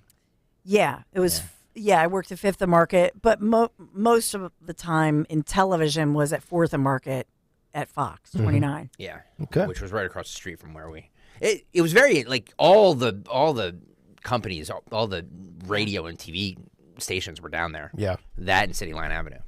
All right, cut sheet part 2 coming up in about 3 minutes. But yesterday, and I just want to spend 2 or 3 minutes on this, so get ready to lose your mind, tweet your hate. I don't care. Yesterday was a terrible day. For the Sixers. You lose Game 7. The way they lost was just disgraceful. So many people want to crush James Harden, and rightfully so. So many people want to fire Doc Rivers, rightfully so. But I'm going to give an unpopular opinion, but it's the truth, and it's a fact. We got to stop giving Joel Embiid a pass in this town. He's the MVP. He's a 2-time scoring champ. He probably should have multiple MVPs. He's the face of the franchise. And he's the best player in basketball. And he can't get to the conference finals. If this was Donovan McNabb playing quarterback, we would bury this guy. Absolutely bury him. I'm not saying Embiid needs to take the brunt of the blame, but he needs to shoulder some of it. You can't be the face of a franchise and have a terrible game like you did yesterday, and now 6 straight years in the playoffs, and they can't get past the second round? 2018, 2019, 2020, 21, 22, 23. 6 straight years, you can't get to a conference finals. I'm not asking you to win the championship right now, although that certainly would be nice. But could you at least get to the Final Four? Can you at least be one of the final teams left standing in the playoffs? So you can fire Doc Rivers, which I think they should, and I think they probably will. Although he's owed, I think, $9 million guaranteed. So he's going to be expensive to be sent home to not work. I mean, you think Tucker Carlson's making a lot of money to sit at home for a while. Doc Rivers is going to get $9 million not to coach basketball. They could let James Harden walk in free agency. I'd be fine with that. But they've got to find something else to go along with Joel Embiid. But starting next year in my world, in Nick Kale land, there's a little pressure on Joel Embiid. Dude, you got to get us to an Eastern Conference Finals. You're too good not to. End rant. So he can't do it all by himself. No, I know. But like he never gets criticized. And I've never seen that in this town. We always criticize our stars. Rightfully so or undeservedly so. This guy's Teflon Don. It's like, well, he can just, he can keep scoring 40 points and it don't matter.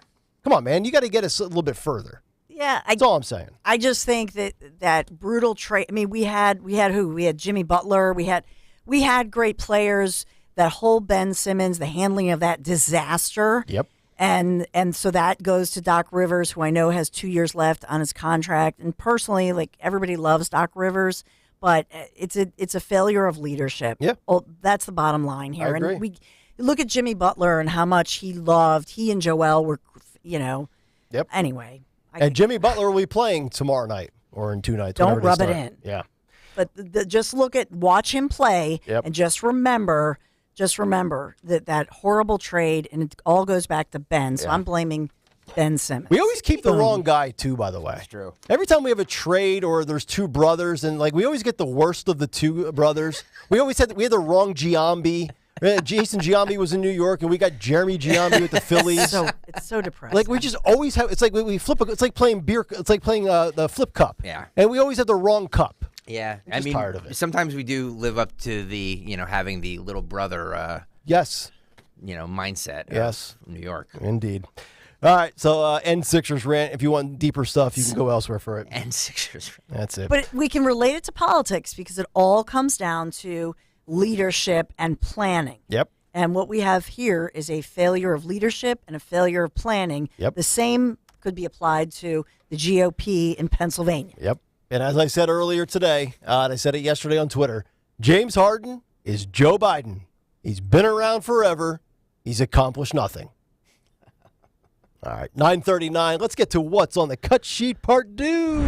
What's on the cut sheet? Part 2. You played this earlier in the 6 o'clock hour, but new audience. Joe Biden was the commencement speaker at Howard University, talking to a historically black college and university. Yeah. Or as Joe said, a black HBCU. Thank you very much. Talking about the most dangerous terrorist threat to our homeland. We know that American history has not always been a fairy tale. From the start, it's been a constant push and pull for more than 240 years between the best of us, the American ideal that we're all created equal, and the worst of us, the harsh reality that racism has long torn us apart. It's a battle that's never really over. But on the best days, enough of us have the guts and the hearts to stand up for the best in us. To choose love over hate, unity over disunion, progress over retreat. To stand up against the poison of white supremacy, as I did in my inaugural address, to single out as the most dangerous terrorist threat to our homeland is white supremacy.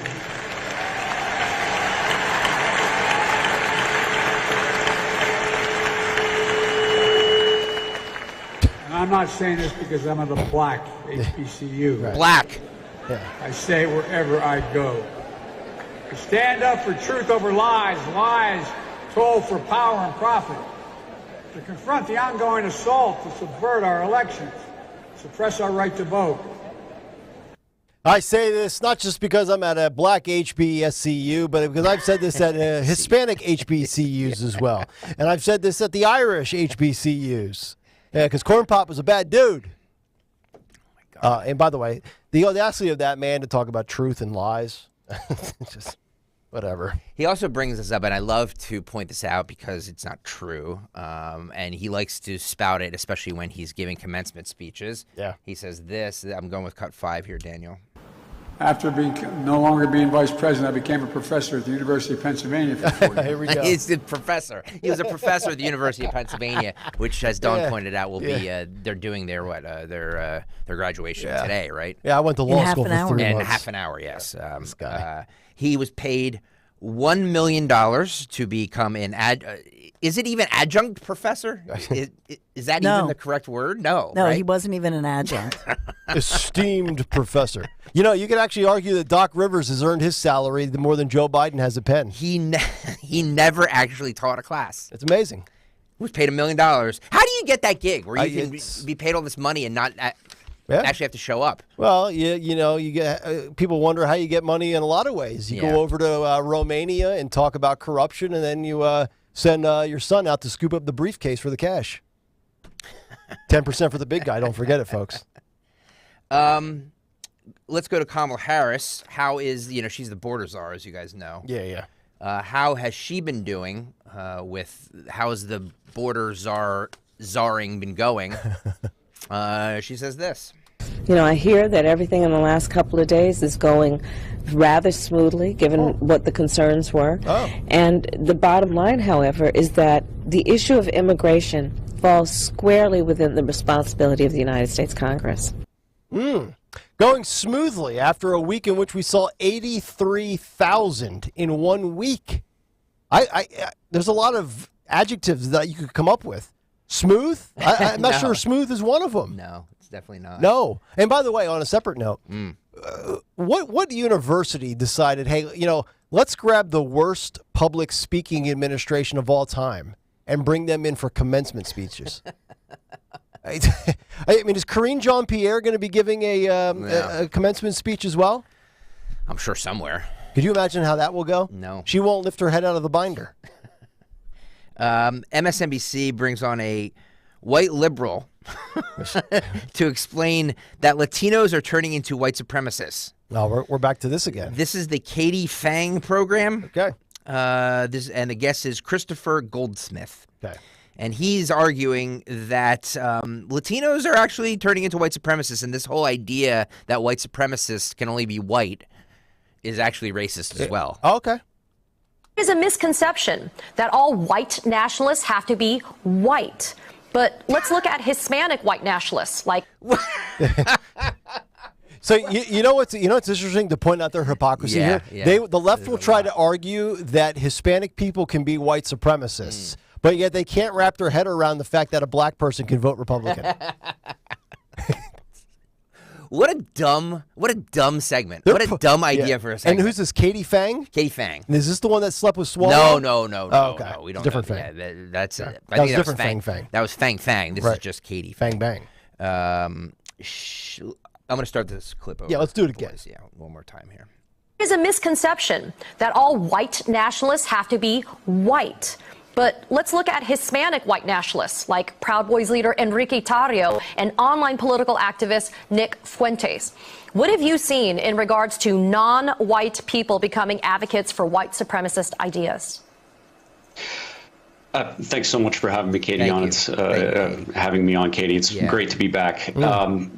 The Latino identity, the Hispanic identity, the Latinx identity is incredibly complex. It is not exclusively a race. It is not exclusively an ethnicity. It creates a lot of room for extremist views like white supremacy. One of the phenomena that we've seen over especially recent years is misinformation, disinformation, and radical narratives being pushed into Spanish-speaking communities. Well, it's nice, and I'll flip this on the left again. It's nice to hear that other ethnicities and other races are actually capable of being racist as well. Because everything we heard is that only white people are racist, right? Yes. Newsflash to MSNBC. White people can be racist. Black people can be racist. Hispanic people can be racist. Asian people can be racist. Black people can hate Hispanics. Asians can hate whites. What a concept. I never knew that. I thought the only hate-filled gene was in biological white people. I probably shouldn't have put this on at the very end of the show. Oh no! Did you bury the lead? Well, this is. I don't love to get Dawn fired up at the end of the show like this. But Dawn, this trans activist, this is a dude in a dress with green hair, long green hair, is arguing that there shouldn't be a Mother's Day. It should just be a Parents' Day. Typical. All right, so dads are out for June then. I shouldn't celebrate next 3 weeks from now? I don't know. Okay. This is a trans activist on TikTok. Okay. Okay, so Mother's Day is tomorrow, and this is the second day that's rolled around There's 2 different days in the year that I question. There's Mother's Day and there's Father's Day. Oh, both. Okay, that's good. As a trans person, as a trans woman, which one do I celebrate? As a trans woman, which one do I celebrate? As a dude, which one do I acknowledge? So he questions Mother's Day and Father's Day, 2 days a year. Yes. And the only day of the year I question is Valentine's Day. Made up holiday for Russell Stover and Hallmark. Yeah. Father's Day rolled around. I don't feel like a father. Mother's Day's tomorrow. I feel like a mom, but who celebrates me? It's not a situation of pity me or anything. I just genuinely want to know, is there other people out there that you don't know which one you fall under? Are you a mom? Are you a dad? Where's Parents' Day? Why can't we just have a Parents' Day? Like, you're a parent, that's worth celebrating. Why does it have to be one or the other? It actually bothers me a lot. I didn't think about that till today. And He looks like he's going to cry. I don't know. Wow. So he doesn't feel like a father, but he sounds like one. Does this person actually have children, biological children? Because that doesn't sound like it. Probably not. This person is a sad individual and depressed, and so that's how we should look at this. This is a sad person who's crying out for mental health treatment, and that's just it. It has nothing to do with Mother's Day or Father's Day, because I don't think this person. If you listen on, I don't think this person actually is a father or a mother or a parent. Yeah. So therefore, I just think this is a mental health issue. Yeah, moving forward, we should cancel both Mother's Day and Father's Day. We'll just have one day. We'll call it Parents' Day. Not going to happen. How about Guardian's Day? Legal Guardian Day. You could have all that. Is that inclusive enough? Sure. Hey, Dawn, this dude would like to tell you that you're not allowed to celebrate Mother's Day, okay? so keep your biological woman mouth shut. As Don Lemon would say. He wants to... Oh, wait. As Don Lemon would say. Dawn, you better keep your mouth closed. You know what's amazing, too, Dawn, is I'm surprised you don't get more triggered by this. Imagine carrying a baby in your stomach for 9 months. It's not in your stomach, it's in your uterus. That too. And, breastfeeding, and then having a dude say you can't celebrate your day. That takes a lot of temerity and gumption to do that. I carried another human in my uterus, and you're going to tell me this day ain't about me? Look, I would pay money to see any man in his stomach or his whatever carry any 9-pound object for nearly 10 months, which is what it amounts to be. I struggle to carry the groceries out of my car, and you're lugging around kids. Listen, all I know is when my wife had my son, I had to sleep on a very uncomfortable chair for 2 days. Wait, let me get my violin. And I got up, my back was stiff. Oh, yeah.